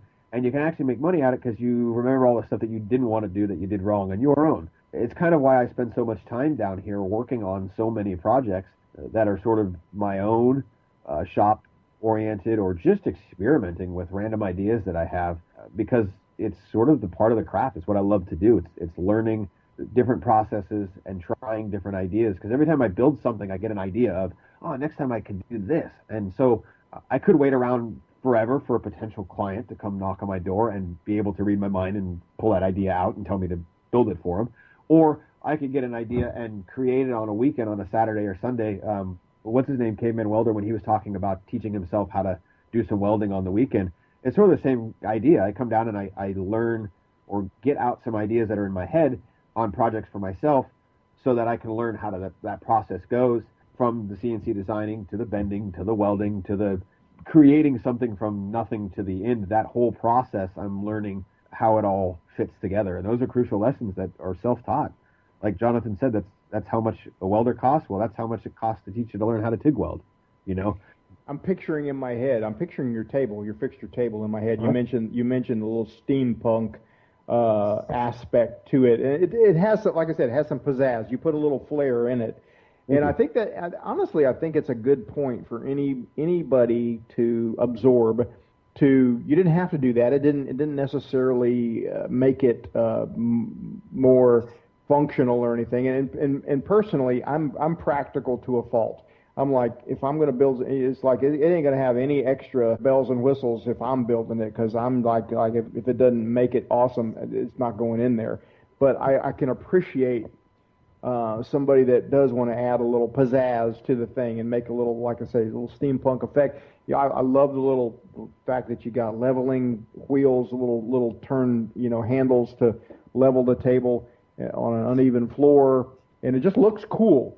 I mean, that's worth a lot, to be honest, right there, because somebody comes in your shop and wants to talk to you about building a show car for SEMA. That table is going to make a difference in whether or not they pick you or not. I promise you that table is going to make a difference. In the table settings, this is, you sort of touch on another subject, and I know you have a few to get to, so I'll make this one quick. But I have and I get teased, people always bust my chops about my OCD level and how clean and organized my shop is. But you have to understand that I came from a garage where nobody knew who I was 5 years ago. Nobody knew of Quarter Tilt Kreations. Nobody knew of the things that I could build. Nobody knew of Cody or this shop or the ideas that were in my head. And now here I am 5-6 years later, and I'm working with one of the most legitimate shops in the area, somebody I've looked up to my whole life. I'm talking here with you guys. That's all to be said because I think, not because my shop is organized and neat, but your concept of that table is going to sell a job. Well, my concept was when I moved into the shop and I did all the remodel here, and I spend all this due diligence to organize things, to make equipment, to label things, to keep things clean and organized, and build the cabinets. I mean, I built the wood cabinets that are on the wall and painted them red and then put chalkboard inserts on the raised panels. I didn't have to do all of that, but I didn't have a clientele and I didn't have any street credit of built, finished products when I started. The only thing I had was the impression that my shop made when people walked in. And when people walked in, I wanted them to look at the shop and realize two things. He's got his stuff together, he's organized, and look at the detail that he spends to keep the shop. If he can keep the shop that detail organized and clean and spends that much time on the details in the shop, then quite possibly he's going to spend just as much diligence and detail and hard work on the project that I want to hire him to do. And so that's always been a concept that I've had. I don't think you could ever go wrong, in my head, is making things, adding that little bit of extra. Because people do see it. People see that table and realize, well, if that's how he builds a table, imagine how he's going to build a $250,000 car. You know what I mean? That concept is going to ricochet throughout the build process of how I put things together. I didn't have to do any of that. I didn't have to spend late hours when I moved into the shop. When I moved in here, it was an old warehouse space, and it was dusty. And the guy that was in here before was a woodworker, and all he worked with was MDF. I don't know if anybody's familiar with MDF, but it's glued together sawdust. And when you cut it, it's just sawdust. So it's everywhere. And it was on the light fixtures. It was on the walls. I mean, it was in the electrical sockets, like packed in. I mean, it was everywhere. I spent, I don't know how many late hours and time here just ripping everything out and redoing all the electrical and filling the walls and mudding and sheetrocking and painting and putting up all of the little things like the panels that were behind that table in that picture. Just spending time building an area that I felt was a creative atmosphere to build in, and that was organic in its nature, and it's sort of taken off because people just enjoy being in that environment. I get people that just want to come by and hang out just simply because the place is inviting, and it's grown sort of that organic feeling on its own, just simply because I wanted to make a comfortable place to work. And part of that is building that table, and showing sort of those highlights when I put something together. Yeah, I want to go ahead and make a point here. you don't have any shortage of words to keep talking and all that. But since we're at a pause here, you mentioned way earlier in this little interview podcast here about how it's kind of surreal to you to go to Fab Tech and you were nobody and now you're hobnobbing with all the heavy hitters. And let me just state the obvious here and say you totally belong amongst the heavy hitters. You totally got the cred. You got the street cred. So if there was ever any doubt for anybody out there, you bring it. You got the street cred. You're in there. And what you do is, it's very intriguing and interesting, to see the level of the fitment and the whole process, and not just that, but the business side of it. It's, if you can't make a living at it, you're dead on the vine anyway. So there's no point in continuing the conversation. You got to be able to make money. It's just as important part of the conversation as, whether you're using ER70 versus ER80 SD2. Getting technical like that. It's just like, in fact, it's more important because more businesses fail because of people that don't have the business chops than do because they don't have the welding and fabrication chops. Yeah, it's we could dive into a whole conversation about 70S2 and all those technicalities, and hopefully we will touch on those here shortly. But yeah, the business end of it, for me, it's just as important. If I can't create a clientele base that believes in me and entrusts in the work I do, and knowing that they're going to get the quality, then I can't do that I can't do it for a living. If I don't have the ability to know how to manage my books, how to handle people, and this is one of the things that I was sort of touching on earlier about the job that I came from. Because what happened was we sort of keep going back into my background of how I got here. The long gist of it was that I worked 12 years for one company, and I know a lot of people are like, oh, you can't, it's nice to bounce around. It's not. I guess maybe in my head I was comfortable, I liked where I was at, and I kept learning and progressing and creating a respect between my old boss and myself.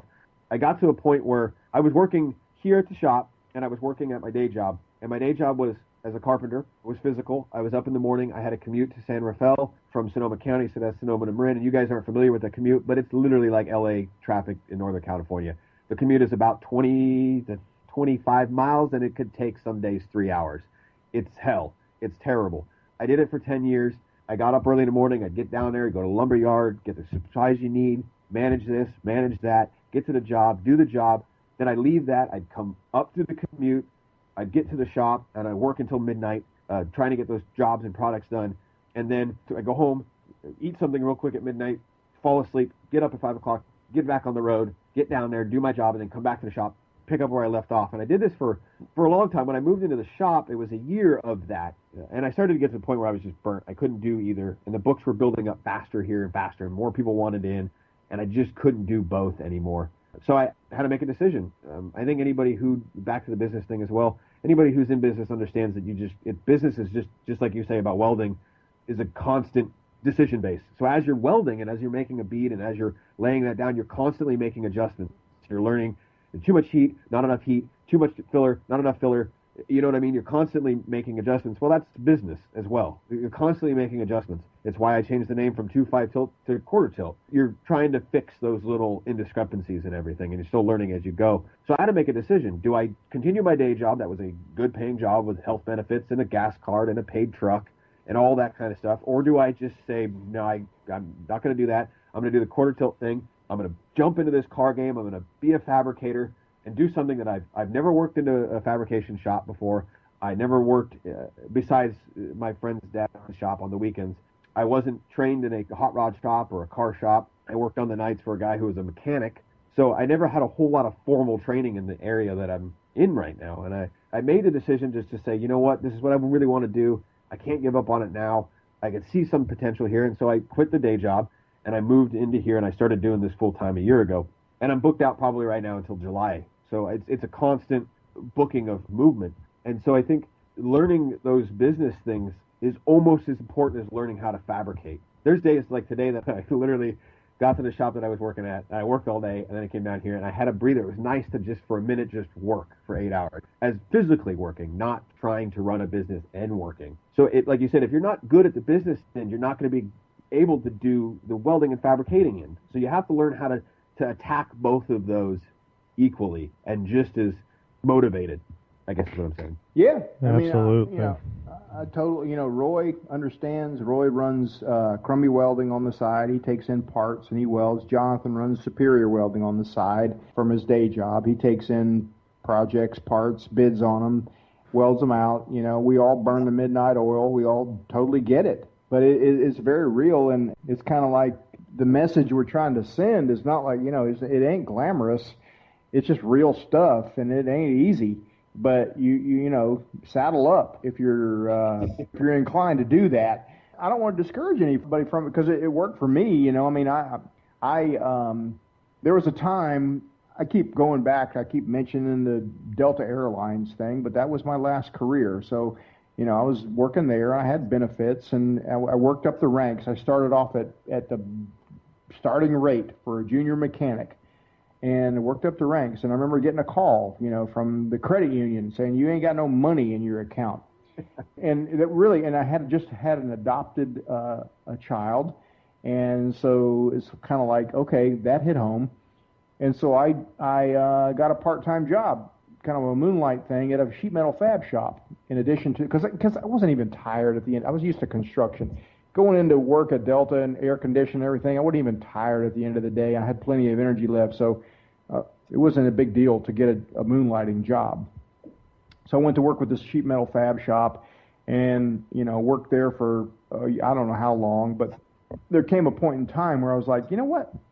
I'm only making $13 an hour here. If I buy my own welding machine, I can make way more than this. And so that's what I did. I had work waiting for me to do, and I bought a Synchrowave 250, and that's how I kind of put my shingle out there and started my side business. And then it just kind of like took its own life form. I started doing work for machine shops, and it was almost more than I could handle without even trying very hard, just doing work for machine shops. So I think that's crucial. I think I see a lot of it now, people wanting to just quit their day job and go to work, and I don't think it wasn't right for me. It may be right for some people, but I think you have to build up to it. You have to work that moonlight. You have to put in those hours. You got to grind, and you got to still keep the money flowing in, and that's where the day job comes in. And it teaches you things. There's no reason why you can't have a day job and a moonlight job and learn things from the day job that help you grow the moonlight job to doing something 100% of the time. You'll know, and this goes out to anybody who is listening to this and in that position, you'll know when it's time. Don't push it. You're going to have to jump at some point, but you'll know when that point comes. And just keep working to get there, and it'll get there. I 100% agree. I think, for me, I did this moonlight thing on the side like that, and I didn't have enough coming in that I ever wanted to leave the daytime job. But at some point in time, it turned into a website and YouTube videos and all that, and then it did turn into enough to just jump ship, But I'm very risk averse. I got mouths to feed. I'm not gonna jump out there and risk, having to file bankruptcy or something like that. I've got people depending on me, so I got plenty of energy. Don't worry about the mule, just load the wagon kind of a mentality. Like I said, it has to be, for me, for my sensibilities, it has to be a situation where like the day job's kind of almost starting to hold me back before I'm going to leave, before I'm going to jump ship. Exactly what happened to me. It got to the point where the day job was actually costing me money. I was looking at how much I was making here, and I was looking at how much work I had to do, and then I was looking at how much I was making from the day job. And it came down to a simple business equation. At the end of the day, which one made more money? And I said, well, if I've got this amount of work lined up and I'm here, I can make it. And so I made it wasn't just a willy-nilly throw the dartboard, hope it works. It was as I think any business decision should be. It was well thought out. It was stewed over. It kept me up at night. I ran the numbers over and over and over again, and got to the point where I realized that mathematically, on paper, it's a good decision. Now I just need to come to the physical term that I'm going to do this and make it happen. I think everybody who is going to get to that point will eventually get there. It's just a matter of time. Yeah. You're looking at, it's math, but then it's not, there's some intangibles in there too. Like, you're looking at like, for myself, I was looking at, okay, I'm leaving this salary behind, and that's a chunk of money I'm just like saying goodbye to. But you're looking at this baby over here, this infant that you haven't been able to nurture because you've been doing this day job thing, and you're like, in my case, it was like I've already kind of replaced my income over here and being bone tired all the time. What could I do if I cut this thing loose that's making me tired and focus my energies here? And then, so that was the case in my case. I really had replaced my income. Yep. And there was an overlap period there. So I was like, it was no brainer for me, to like, okay, I'm cutting this thing loose. It's still hard to cut loose a big chunk of change. I mean, your benefits and all that stuff are there, but comes a time in which there's a quality of life issue also. Yep. And also what happens is the human body can only do so much. I mean, we all want to think we're the best. We're going to work 24 hours a day and we're going to be top of our game and all the time. But it doesn't work that way. That's not the truth. There's only so many hours in a day that you can physically put to work and at being a top quality. So I got to the point like you did. I was just beat up and just I wasn't, after a year of pulling those 20-hour days, literally, I was beat. I was just tired. And everything was suffering from it. So I knew at that point that it was not only was it a mathematical, financial thing, but it was Quarter Tilt is suffering because I can't give it what it needs right now. And what it needs is me to be here full time. And when I came to that conclusion that this business that I had grown and started from a garage was suffering because I couldn't give it what it needed, I knew at that moment it was time for me to say, I got to be here. And now I had to make that decision. Or it was going to suffer the point everything that I've worked hard to get there was going to now start to suffer and depreciate, and I wasn't ready for that yet. So that's when I knew it was time to make that jump and come here full time. So yeah, for me it was such a relief too that day. Day when I did the thing, because I had visualized it.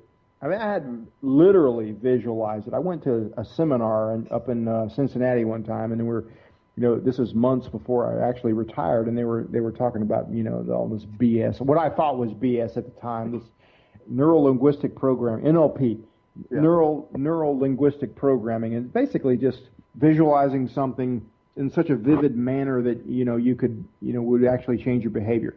And I did that, and I would visualize shaking hands and saying, adios, see you later, I'm retiring, see you later, see you later. I visualized that. Yep. And it wasn't, I don't think it was like even 6 months from the time I went to that seminar to the time I was actually shaking my manager's hand saying, see you later, buddy. And, it was awesome. It was such a relief because I was turning the page, a new chapter in life. I already had laid my foundation for the next chapter in life. So it wasn't like this risky thing. I was good. Because I had worked and I had burned the midnight oil and I had stayed up till midnight and got up at 4 a.m. and drove back to work and done that for years. So when I finally did it and cut them loose, it was just like big, like such a relief, and it was great. So it's not the same for everybody, but all I'm saying and what you're saying, we're not talking to anybody about like just go cut the cords, burn the battleships, burn the bridges, make it work. That's not me. I'll cut them loose when they're getting in my way. That's me. Never burn bridges. That's another huge lesson. I mean, the company that I used to work for, that I haven't worked for a year now, I'm going to their Christmas party for the business tomorrow night. They invited me to their Christmas party. Don't ever burn bridges. Burning bridges is not a good thing to do because you never know when somebody's going to come back into your life. And we can get into that NLP thing on another day, Jody, because there's a lot to be said. There's a lot to be said about that. But I think without getting into it too deep, never burn bridges because you don't know who's going to come back across them. And you don't know when somebody is going to land somewhere and need you or want your help, or you never know. So burning bridges is a terrible thing to do. Leave with dignity, leave with discretion, and make sure that you leave with a handshake and a smile and a good luck and not a bad feeling for anybody who's thinking about getting there. Totally. That's the best advice I could give anybody. Another analogy is climbing a ladder, and not crapping on the rungs of the ladder as you go up, because you may have to climb back down a few rungs. You don't know what curves life's going to throw you. No one knows, and karma's a real thing. And I'm a believer. I believe in God, Jesus, and all. I'm a Christian and all that, but I still I think karma ties in there. It's like you reap what you sow. You put good stuff out there, you're likely going to get good stuff back. But you screw people over, you're going to get screwed over. I don't want to be the recipient of getting screwed over. Nope. I don't want to be on the bottom rung. With enough business talk, what else you got on your list for me there? You want to get into some welding stuff? What do you want to get into? What's on my list? A couple of technical things. Let's talk about the ER70 versus ER80SD2. We had that conversation at last Fab Tech before this past one. You know, you were talking about getting into a certain job, and I seem to remember mentioning like there's not much difference in the overall quality, but one might flow better. What have you learned there? So when we were talking at Fab Tech, it was a year ago, unfortunately, or over a year ago, and it was for the chassis that I had just finished up recently here. These projects in the car world, if anybody who is listening is in that industry, knows that sometimes things just don't happen overnight. Despite all that cinematic stuff that you watch on Velocity, it doesn't happen that fast. So what happened is I learned a lot of things from that. It went from that conversation was about chromoly, and then it was about mild steel. What happened was it had changed to mild steel or DOM. And I started learning a lot of things. I played with all three of those, the 80, the S2, the S6, different filler sizes, different tungstens, different grinds. I really played with a bunch of that, the process of root pass with a cover pass, a whole bunch of that stuff I really dove into on this tubing chassis that I did, just sort of getting it in an area. I was comfortable with the way I was doing things, but with all the knowledge that I had gained recently, I decided to dive in and sort of get out of that comfort zone and try some different stuff and see what happens. And what I found was, which is pretty common, I guess, for some people, but I learned it firsthand, the S2 doesn't flow as nicely as, say, an S6, obviously. The 80 flows way too much. It's way too loose. And if you're working on tubing or if you're working upside down, the 80, even the S6, will have a tendency to want to flow away from the top of that cope, and it'll give an undercut. So I found that as much as I liked the way that they flowed out on flat horizontal joints, when I got into a funny position or I was underneath or rolled down and coming around the bottom of a tube, that S6 would start to drop out and give an undercut to the tube. So I decided that the S6, even though it wasn't terrible, it still looked like a bit of an undercut. I don't think it was any weaker of a joint or a weld. It needed not to be that undercut or look that undercut. So I went with the S2, and I found that the S2 didn't undercut as much on some of that tubing. So does that answer your question? Yeah, sure. I mean, just honest feedback. I mean, I just find it interesting that the S2 is the cheaper of all the options, and yet it seemed to work better. Yeah, it didn't flow. It didn't want to. When you're kind of up there on the bottom of a tube, and we're talking small diameter tube, and we're talking 1 3/4 inch, 1.5 inch, 1 inch.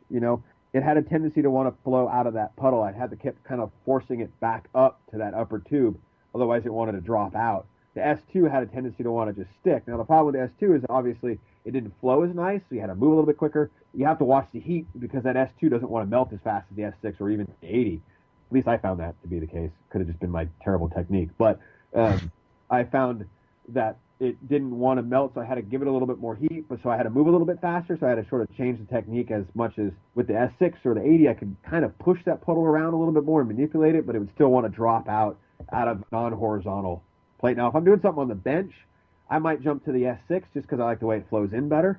And I know it's a flat surface, so I know it's going to lie in there. But anything out of position, that S6 started to droop on me. Do you strictly use straight amperage, like, kind of play your pedal pretty much like same amperage, or do you do pedal pulsing, or what's your go-to technique on that stuff? So I've learned some newer techniques from Frank, talking to some other people, kind of the way they get their look. And the way I was doing it, I'm just straight amperage. I come in kind of hot, get the puddle going, and then I kind of back off a little bit. The tubing, you're kind of always playing the amperage because the tube wall thickness is changing constantly on you. So you're constantly sort of watching that amperage and the foot control. Because as you get to the thinner part, like say an outside of a cope, that wall thickness is, if you got a good tight cope, that wall thickness is a lot thinner than say the inside of that V. So you're going to come in hot, on the inside where the note, where it comes in as a tight notch, the V, that's going to take a lot more heat than an outside cope. So you're going to come in hot and get it heated up, get the puddle coming, but you're also going to be, as you get out there, the material is heating up. So I'm constantly sort of playing that foot pedal to watch what that puddle's doing as it comes out to that thinner part of the material. Yeah, I'm picturing it in my mind's eye here, and I'm going to try to help the listener do the same. If you're talking about like a 45-degree cope joint, 1.5 inch round DOM or tubing or 4130, whatever. When you're lighting up and you're in that crotch of the joint, that's going to take more amperage. But as you come up, you get on the outside where it's almost a lap joint, you're going to keyhole out that side of that tubing if you're not paying attention. So you got to be paying attention to your foot pedal. And like I said, it's a series of decisions. Every dip, you got to decide, is my torch angle right? Is my arc length right? Am I adding enough filler rod? Am I playing the heat to the thicker part of the member here? All these things and more. That's what welding's about, Yeah. very much so. That's what, Cody, that's what you deal with. Like, that's like your every day in these joints like that. So it's hard to describe it without showing the actual thing happening. But hopefully people that are listening to this kind of get a little bit of a gist of what we're talking about. Tubing's a tough one because you're rolling. You're constantly changing position, head position, hand position, torch position. It's rotating. I know I keep kind of referencing back to Frank, and I apologize about that, Frank, if you're listening. But he kind of gave me a little pointer about some rolling stuff, about a torch, adding some material to the side so that your thumb has a place to land to sort of roll away. And if I'm giving away any of your secrets, Frank, I apologize. I'll make it Roy's fault for not editing it out. But being able to create something, and don't be afraid to try things. I mean, I've tried a bunch of stuff, adding some material to a torch, cutting some of the length of the torch down, doing what's comfortable for you. I mean, it rings out in my head all the time because you say it all the time. It's your ABCs, always be comfortable. So finding that spot where you're comfortable, and if you're not comfortable, don't just strike and think you're going to get comfortable, because you won't. It could go south and you need a grinder, and nothing's ever right after a grinder, and yada, yada, yada. So get comfortable, run that pass a couple times without actually striking on an arc. Make sure that you can get all the way around that tube.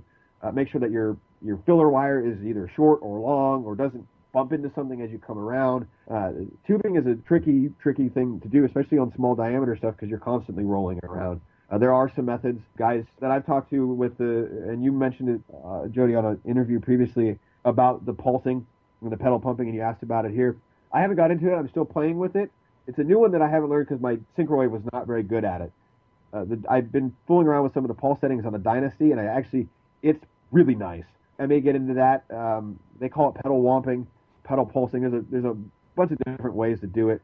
And so I've been playing around with that, been running a really tight, hot root pass, and then coming back over it with a higher amperage, full on, full off, not full off, but really low amperage, then to full on real fast, and just, that's the wamping thing, because the welder actually goes, whoom, whoom. You could hear it just come up and then come off and then come up, and that's what lays that puddle down in there and gives you that sort of dyne flat look, because you come up and you hit it hot, but you're not doing that on the first pass, you're doing it on a cover pass. Your root is already in there and it's hot, and you kept the dabs really tight and really, close together, and that's what's creating your root pass, and then you come over it with the cap, and that's where the pedal wamping comes on, and setting the welder to the high amp that that's going to work for there, so that way when you hit the pedal all the way down, you've hit that mark of amperage every time, because if you kind of do it by hand, that puddle can fluctuate in thickness, because you could have given it just a little more amp or a little bit off. I'm not that controlled consistently with my foot to be able to do that, so setting the welder at that certain amp that works and testing that out before you take it to the actual finished product is part of the learning process. And I'm still working on that, because I've talked to a couple guys, both at SEMA and Fab Tech, that have sort of told me that's their process, and I want to learn it because I don't do that, and I'd like to figure out how to make it look. I can get my root passes to be nice and tight like theirs, but the cap pass I still haven't quite figured it out. So it's a constant learning and changing your technique to kind of get that look that you're going for. And then at some point you kind of have to, and I've learned this recently, you just sort of have to give up on it. Like, everybody has their own signature, and you have to do what's comfortable for you. So if that pedal wamping isn't your thing, well, then just do what's your thing. What's important is consistency and obviously penetration, but consistency. A lot of it depends on the application too, because guys that are building bicycle frames, they're only dealing with 20, 30, 40 thousandths thickness. And so they're not doing a root pass and a cover pass, but Frank Flurquin is maybe dealing with 0.95 or 100 thousandths something, and so he's putting a root and then he's coming back. And I don't know his exact procedure. He may be letting it cool completely off, but then he's coming back with the pedal wamping technique and making it look awesome. But you can't do that on every application, because every application doesn't warrant two passes. Like 30 thousandths, why do you want to put two passes on it? It's just one pass is it. Sometimes, I don't mean to interrupt you, but sometimes you can't either. Like, the Baja trucks and the off-road trucks, was where a lot of that sort of pedal womping stuff started. That's fine. But on some of the race car stuff, I'm not allowed to go back and put a second pass on because I've just added that much more weight. They don't want it. We're trying to meet a weight ratio. So we're keeping as much stuff to silicon bronze or just spot welding or stitching or single root passes, because if you think about it, I put 6 pounds of filler in that cage. Now I'm going to put a cover pass on it. I might put another 7 pounds of filler in that cage.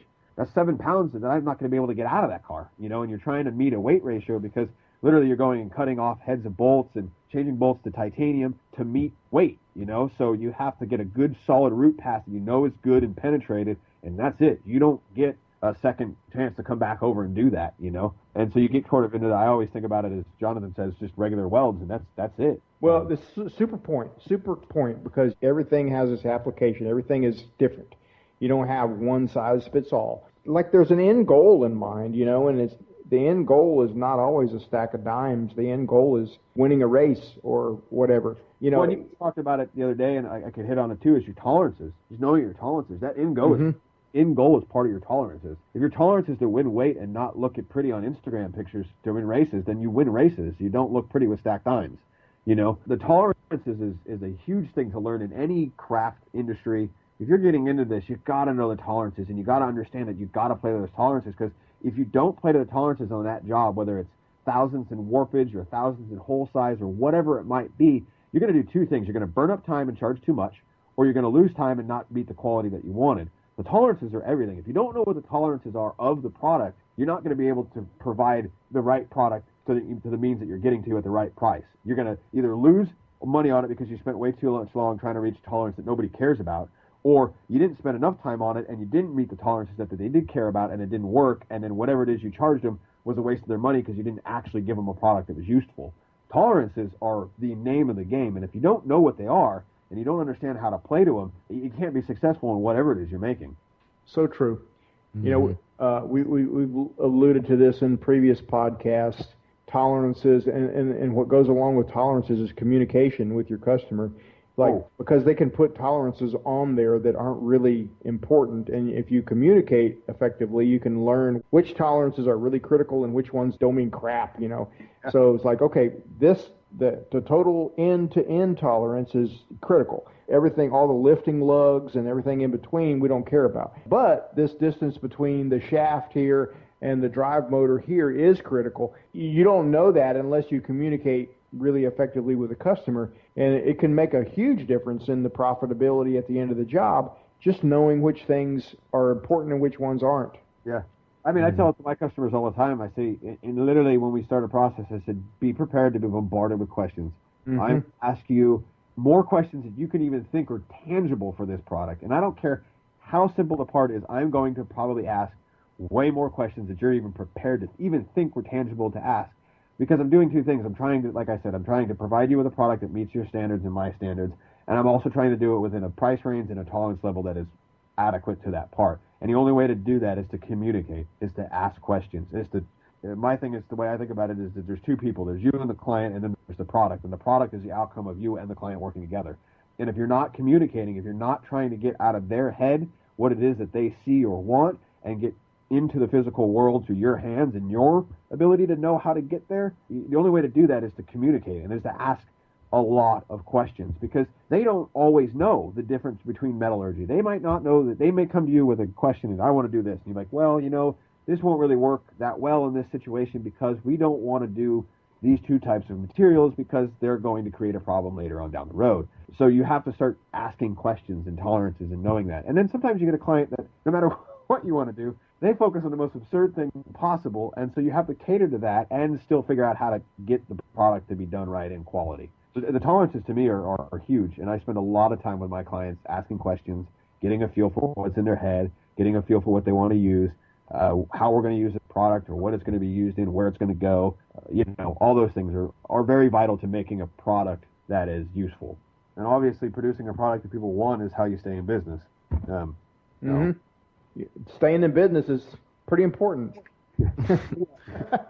I mean, really, I make light of it, but, you go out on your own and, you don't want to go back to whatever it is. You don't want to backtrack, and so you go out on your own, you're in business, and to stay in business, you got to know these things because, it's kind of like you bid a job. You don't just bid a job ignorantly. Somebody sends you a drawing and asks you for a quote. Without communication, that quote could be 3 times as much as it should be.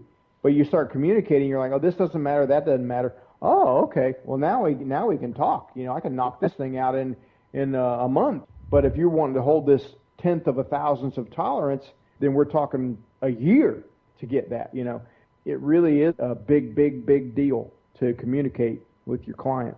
No, and never feel ashamed to ask questions. I ask questions. I think before I even put a bid together, I don't bid a lot of stuff, but when people want I call it a rough price.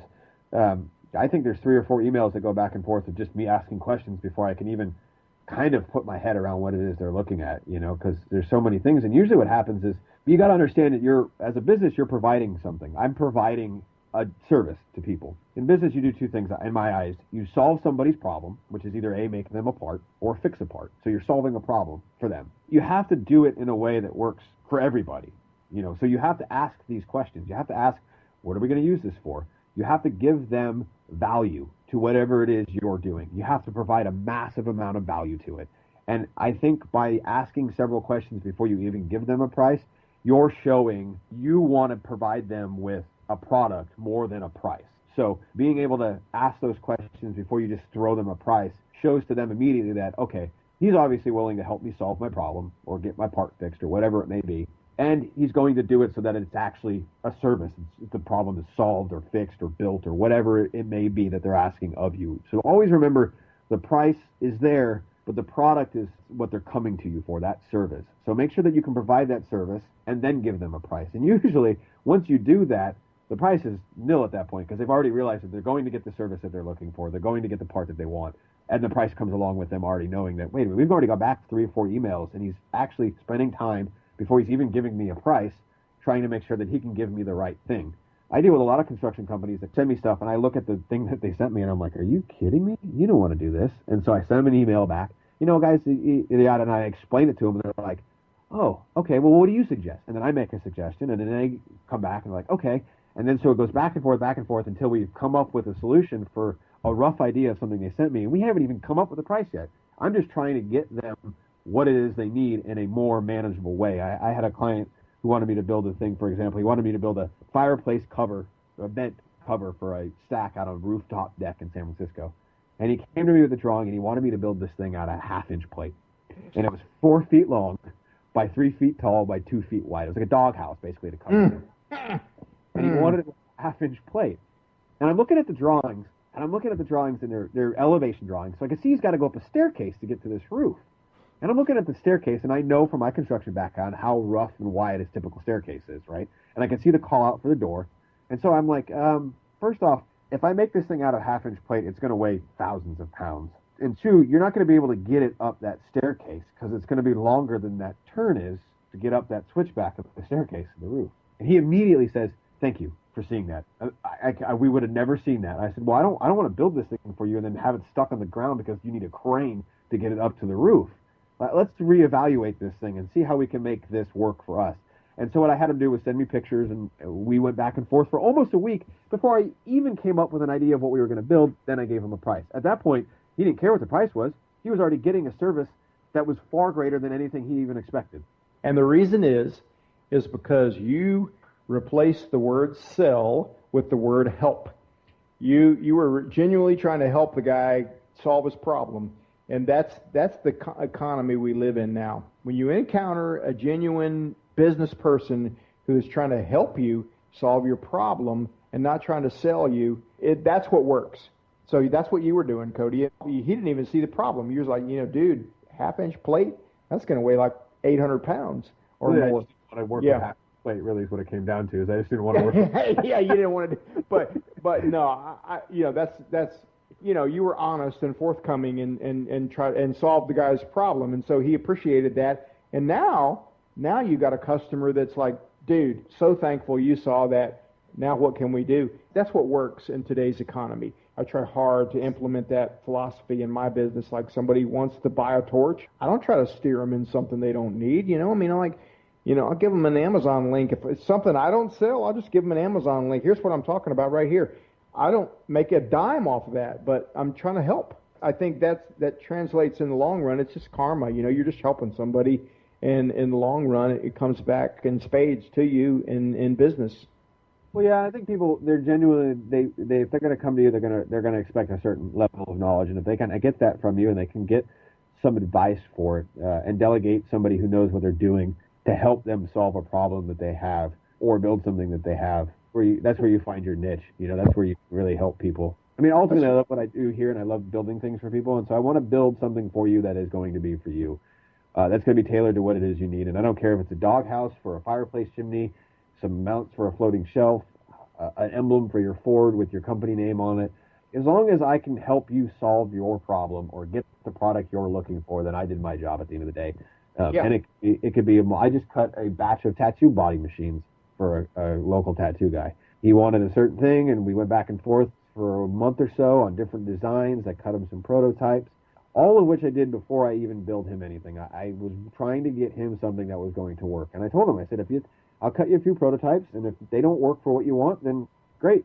If they work, then we'll go and we'll make the final version, and I'll run a batch, and then you can pay me. If you don't like what you get, then I can't solve your problem, then we can't do business.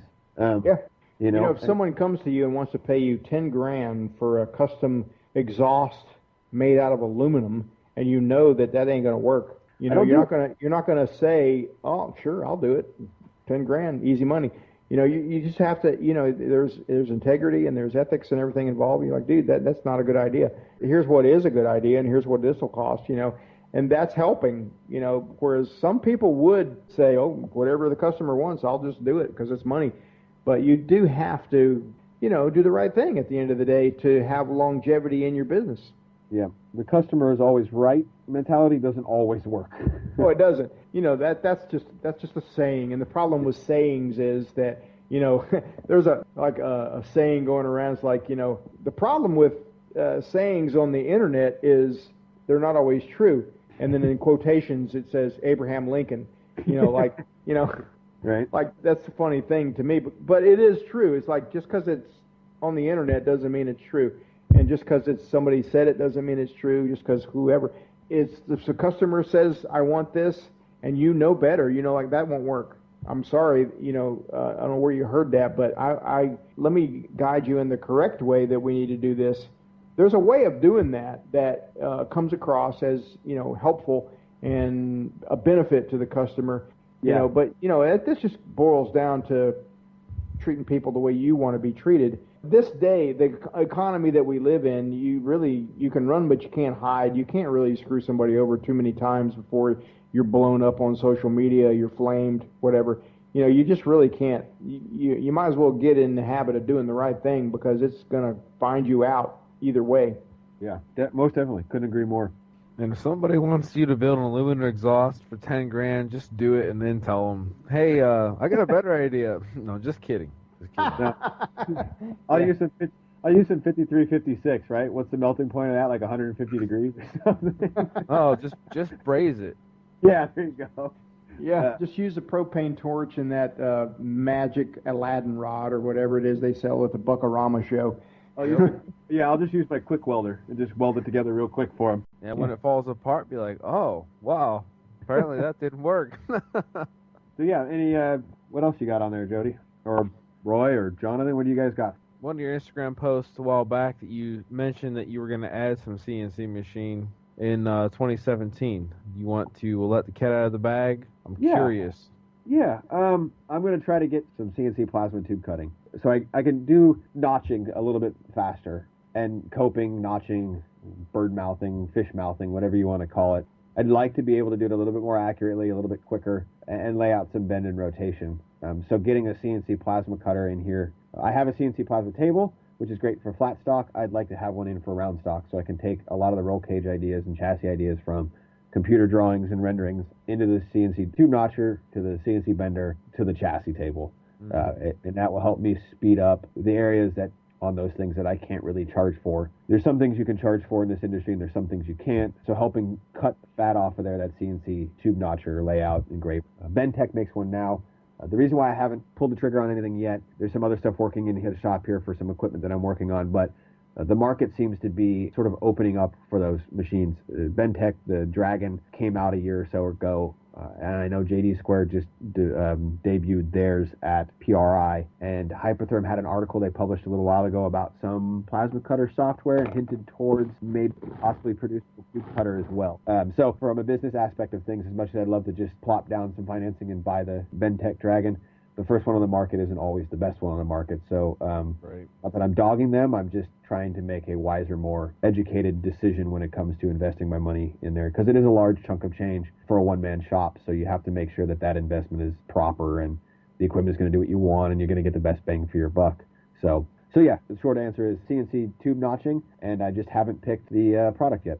Would it be similar to the one that Joel Bushman got over at Overkill? Yes, that's the Bentech Dragon. Yes, Roy, that's pretty much the one I'm looking at as well. That thing's pretty sweet. Yeah, it is pretty sweet. And I was about ready to buy one, and I looked at them, and I still may buy one from them because I really like them. I talked to them a couple times. I talked to them at SEMA, and I talked to them at Fab Tech. But I just got to see what else is on the market before I make my decision. And I know that I just saw the thing from JD Squared and saying they debuted theirs at PRI. It gave me a minute to sort of sit back and want to see where that goes. Oh, so, Yeah, smarter move that way. yeah, that's what I plan on hopefully bringing in. Before that, I hope to bring in a press brake here. I'm working on that right now. Just finding the right one that fits my needs and that fits in the budget of a small business. Because Right. a $1,000 10-foot, 150-ton CNC 8-axis brake, not anything I need. Cool, not going to return my profit very quickly. So, yeah, making those decisions and getting the equipment in is important. It's another part of growing your business and learning how to do it at a rate that can not sink you and get you the money that you need. So those are the two big things right now I'm looking at and getting in. A long-term, I think you always have to have a long-term goal, and I'd like to get into some 3D scanning as well, possibly 2018. So we'll see how things play out. So hopefully get some more CNC stuff in as sort of the wave of the future. I really think it's where it's going. I'm at a kind of a fun time right now because I'm growing a business in an era that's changing pretty quickly. That CNC abilities, the CAD with Roy, you know about Fusion. We were talking about this the other night. Fusion 360, cloud-based stuff. SolidWorks is another great program, but there's a lot of stuff that's available now to people on a price range where a small business can actually get in, and if they do their homework right and they play it right and they know that they can do it. I had this conversation with my buddy Mike the other day about it.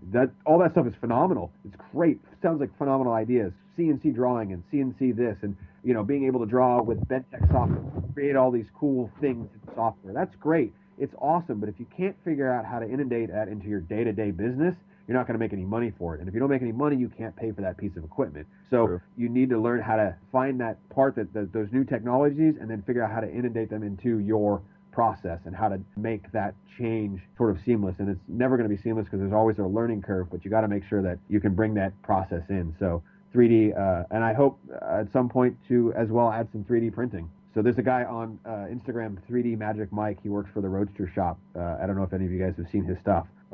Phenomenal. So that's sort of the error. I think that the car world and the custom fabrication car stuff, motorsports, if you will, that's the way it's going. So I'm at a sort of a fun time. I get to invest a bunch of money in a bunch of sort of newer stuff that's coming out of the market, and then not investing it in old tools because that are, not going to be sort of relevant anymore. So I'm sort of excited on that forefront. So hopefully that answers your question, Jonathan. Yeah, absolutely. Sounds great. So anything else? What do you guys want? What do you want to know? Talk to me. I'll ask you, once we talked about Fab Tech, are you planning on coming to Fab Tech 2017? Yes, I am. Right. It's gonna present a little bit of a cluster, but I got a year to figure it out. So there's that going for me. SEMA is the week before. Literally, this year they were both in Vegas, as everybody knows, and they were a week and a half apart. So it gave me some time to come home, try to get caught up, which is sort of a elusive thing these days. It's just a figment of my imagination. And then I was able to go back. Next year, it literally is SEMA ends on Friday, and then in Chicago that following Wednesday is Fab Tech. So if I plan properly and everything works out, then yes, I'll be there. So Okay. Cool.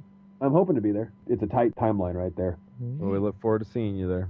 Likewise. Look forward to seeing you. Happy to see you this last one. It was pleasure hooking up with you there. Always. I missed Roy and Jonathan, but it was nice to catch up with you there. I Yeah. still really regret not being able to go, just couldn't swing it. Yeah, I got to the point to where I literally was just so tired of it. I'm like, man, I quit looking at everybody's pictures. I, I was like, no. Yeah, it's tough, man. It's a hard thing to make happen. I honestly didn't even know that I was going to make it out for this year. And it really, to be honest with you, I booked the ticket the day I got back from SEMA to go out there. So I didn't anticipate going. I didn't think it was going to work out. I just happened to have a lull in this Camaro build that I'm working on, and I'm going to shamelessly plot that. But if anybody is interested in it, we're starting to drop a lot of photos. It's actually a really cool project. I'm excited about it. So the Instagram page will have a bunch of stuff if you haven't seen it already. But it just was a lull, and so it just worked out. I looked at the calendar, and I was like, I don't really have anything going on here. They got the car back. It's off at another shop getting done. Some stuff was getting done to it there. Okay, I'm going to go. So it was totally sort of last minute for me as well. I was still kind of coming down the whole SEMA thing. SEMA was another crazy adventure. I had never been. It was a sort of a cliche as it may sound. It was a lifelong sort of thing. Ever since high school, me and my buddy Mike wanted to go to SEMA, and we never really had the ability. We never knew anybody that could get us tickets to go because you got to be in the industry and you have to prove it or get passes from somebody. It's sort of a big highlight for me as a small business and just as a personal win list to walk into SEMA wearing a badge that said Quarter Tilt Kreations owner, Petaluma, California. So it was it took that took about a week to wear off. Yeah, that's one of my goals on days to go in.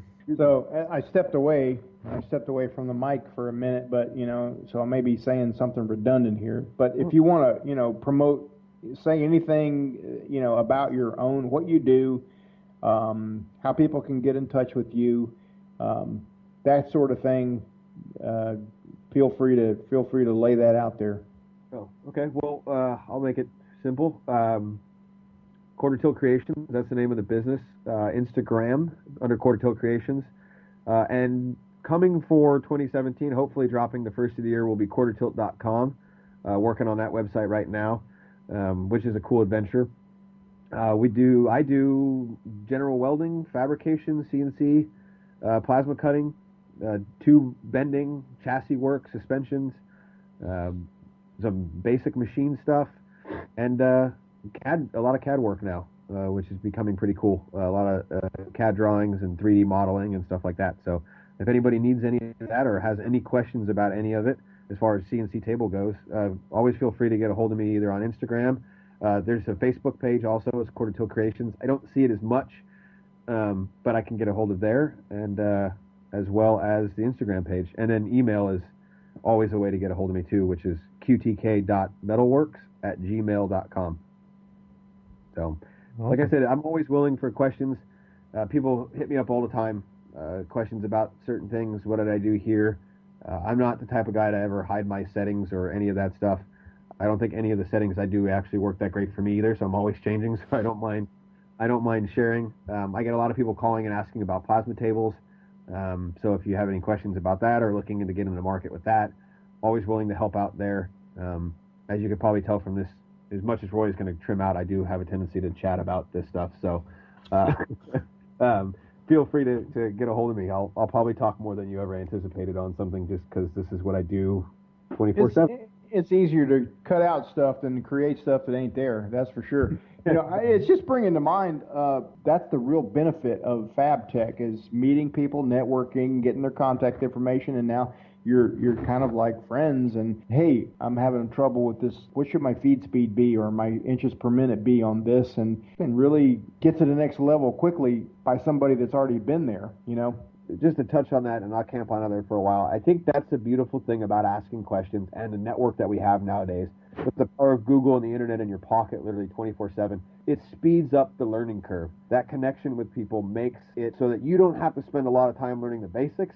You can move on to how to figure out how to change things. And so that connection speeds up everything for me. I don't have to camp out trying to figure out what the settings are. I can ask a question, get it dialed in, get close to it, and then move on to doing what it is I want to do, which is either making the part or learning how to weld. Same thought, talking exactly. to Jason and Caveman and all them, and Rush, all those guys talking about their settings. I'll give you a quick story, real funny, that I'm sorry, Roy and Jonathan, you didn't make it to Fab Tech this year, but... Not that you're rubbing it in at all. Yeah, I was with Rush and Jason, and we were at a bar, and we started going through. My phone had died, ran out of batteries, which it always does. But I'm standing there with Rush and Jason, and we're going through the camera roll in your iPhone, and they're going back and forth about this weld or that weld, or here's the post that I made, and here's the 8 welds that came after it, or the 6 that came before it. And sitting there for a minute watching, Rush and Jason, who are heavy hitters when it comes to phenomenal welding skill and information, but watching them go through their camera roll and seeing that they make and do the same process of how they get to their end result that I do makes people feel that they can get where they want to go, despite that nobody comes. I guess what I'm getting at is that nobody comes out of the gate dropping dimes and being as good as you see on Weld Porn and all those things on Instagram. There's a process that gets there.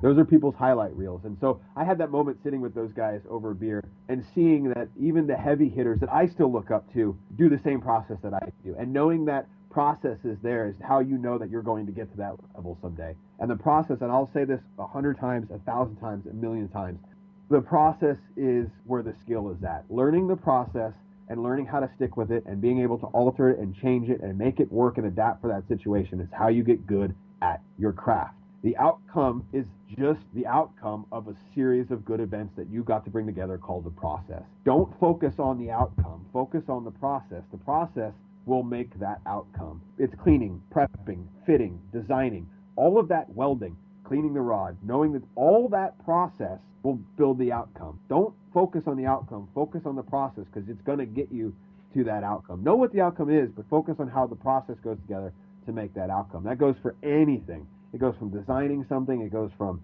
how do you build an entire car from scratch? Well, you got to know the process to get there. Focus on the process and know that the outcome is going to where you want to go, and figure out how to get there. That process is how you take on every task. And sometimes the process is short, sometimes the process is long. That's the craftsmanship that comes with it. Well spoken, well said. That's it's so true though. You want to get to that end, but you can't really shortcut it. You got to walk through the fire, basically, Yep. And that's where the gold is, you walk through that fire and then you just get refined and you're a better man for it. And then the next time it comes around, you're that much better. There's no avoiding it. There's no shortcuts, So, for guys that are out there that are wanting to get into business for yourself and all that stuff, just buckle up. You're going to walk through the fire, but that's part of the process. Yeah, it is. It really is. And I'll wrap it up here really quickly, but I know we didn't dive into a whole lot of welding stuff, and I know this is a welding podcast, and I apologize, so maybe someday we'll get back on there. I know we just dabbled on the 70S2 and stuff. All good.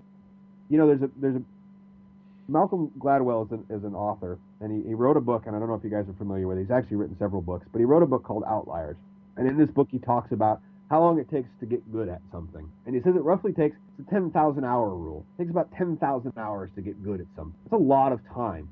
And I think one of the downsides, to social media is that people don't understand that picture came with 9,999 other hours to get to that picture.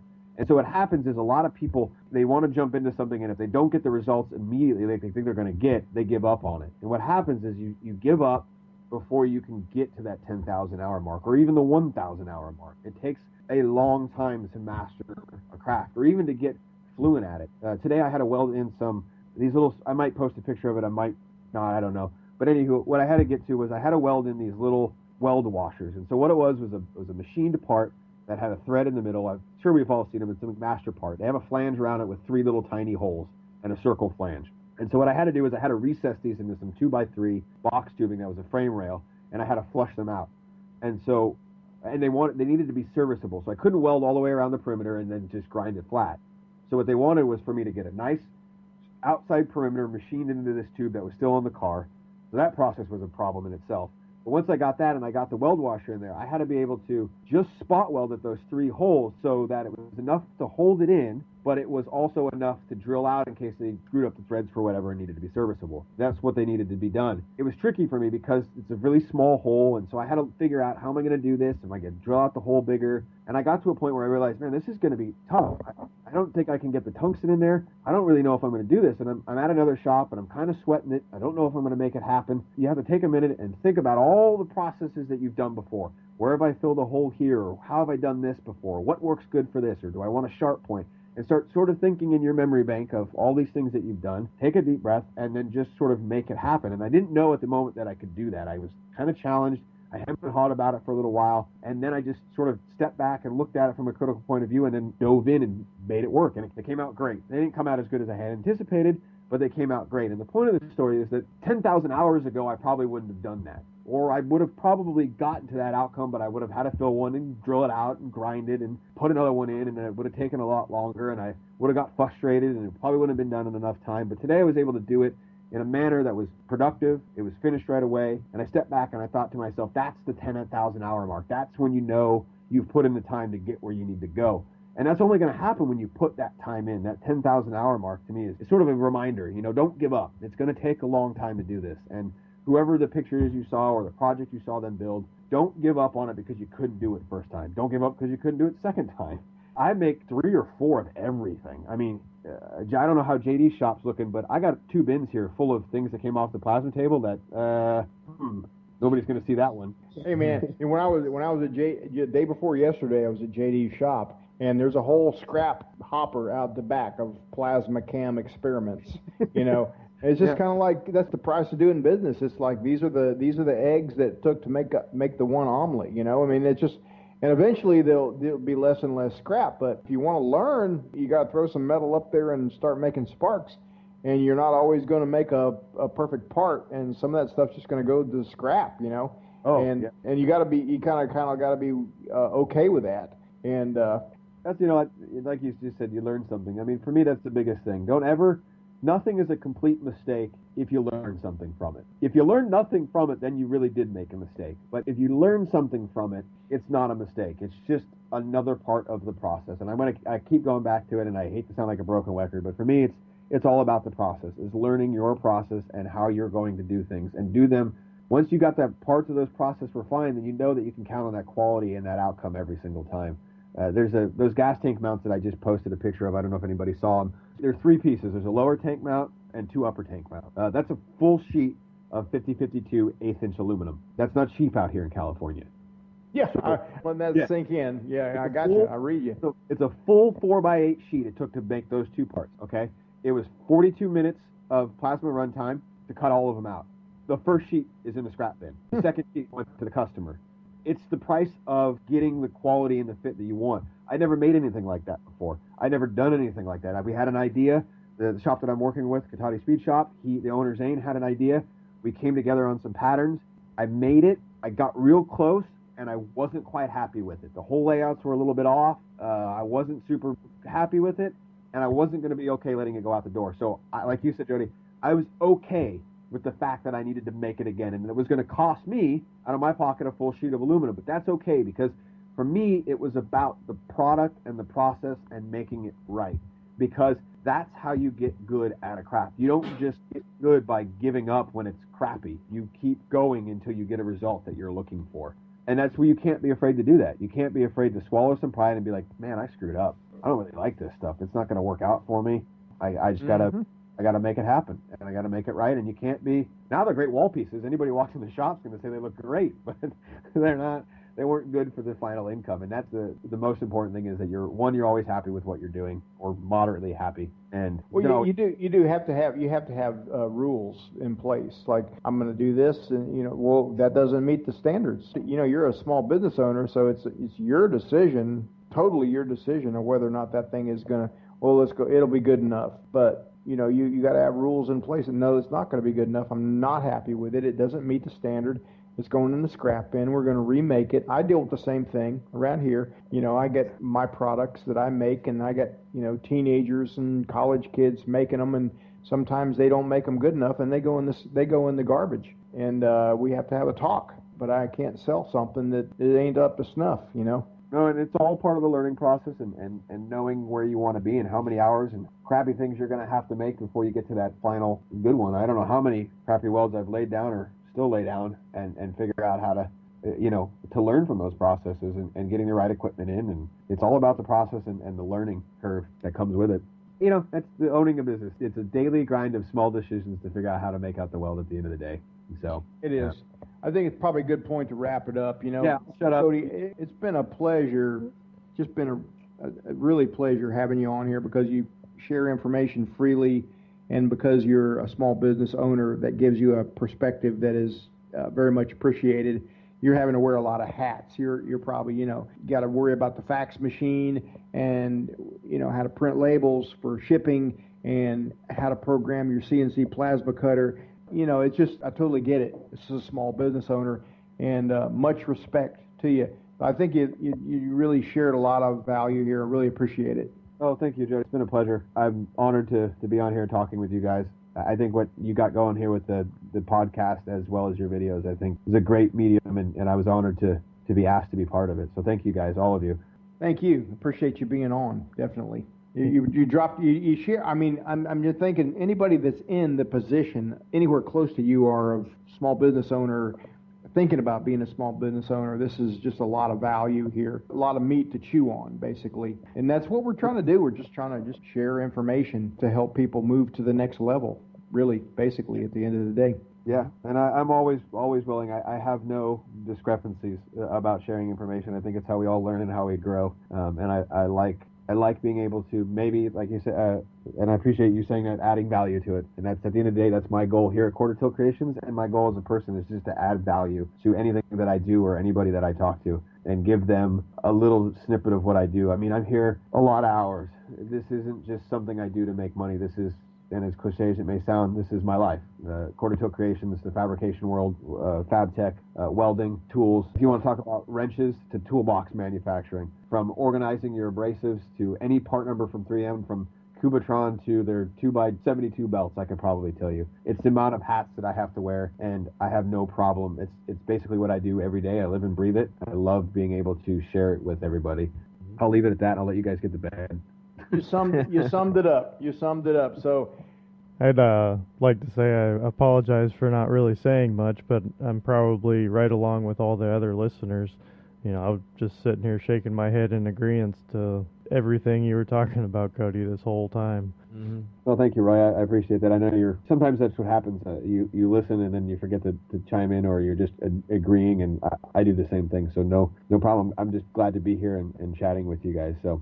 Well, we want to thank Cody for being on this episode. It's been great. We'll be able to pick your brain. I want to thank everybody that listens to the podcast. I don't think we say that enough. Thank you for spending the time to listen to us, what we have to say, listen to our topics and to our guests.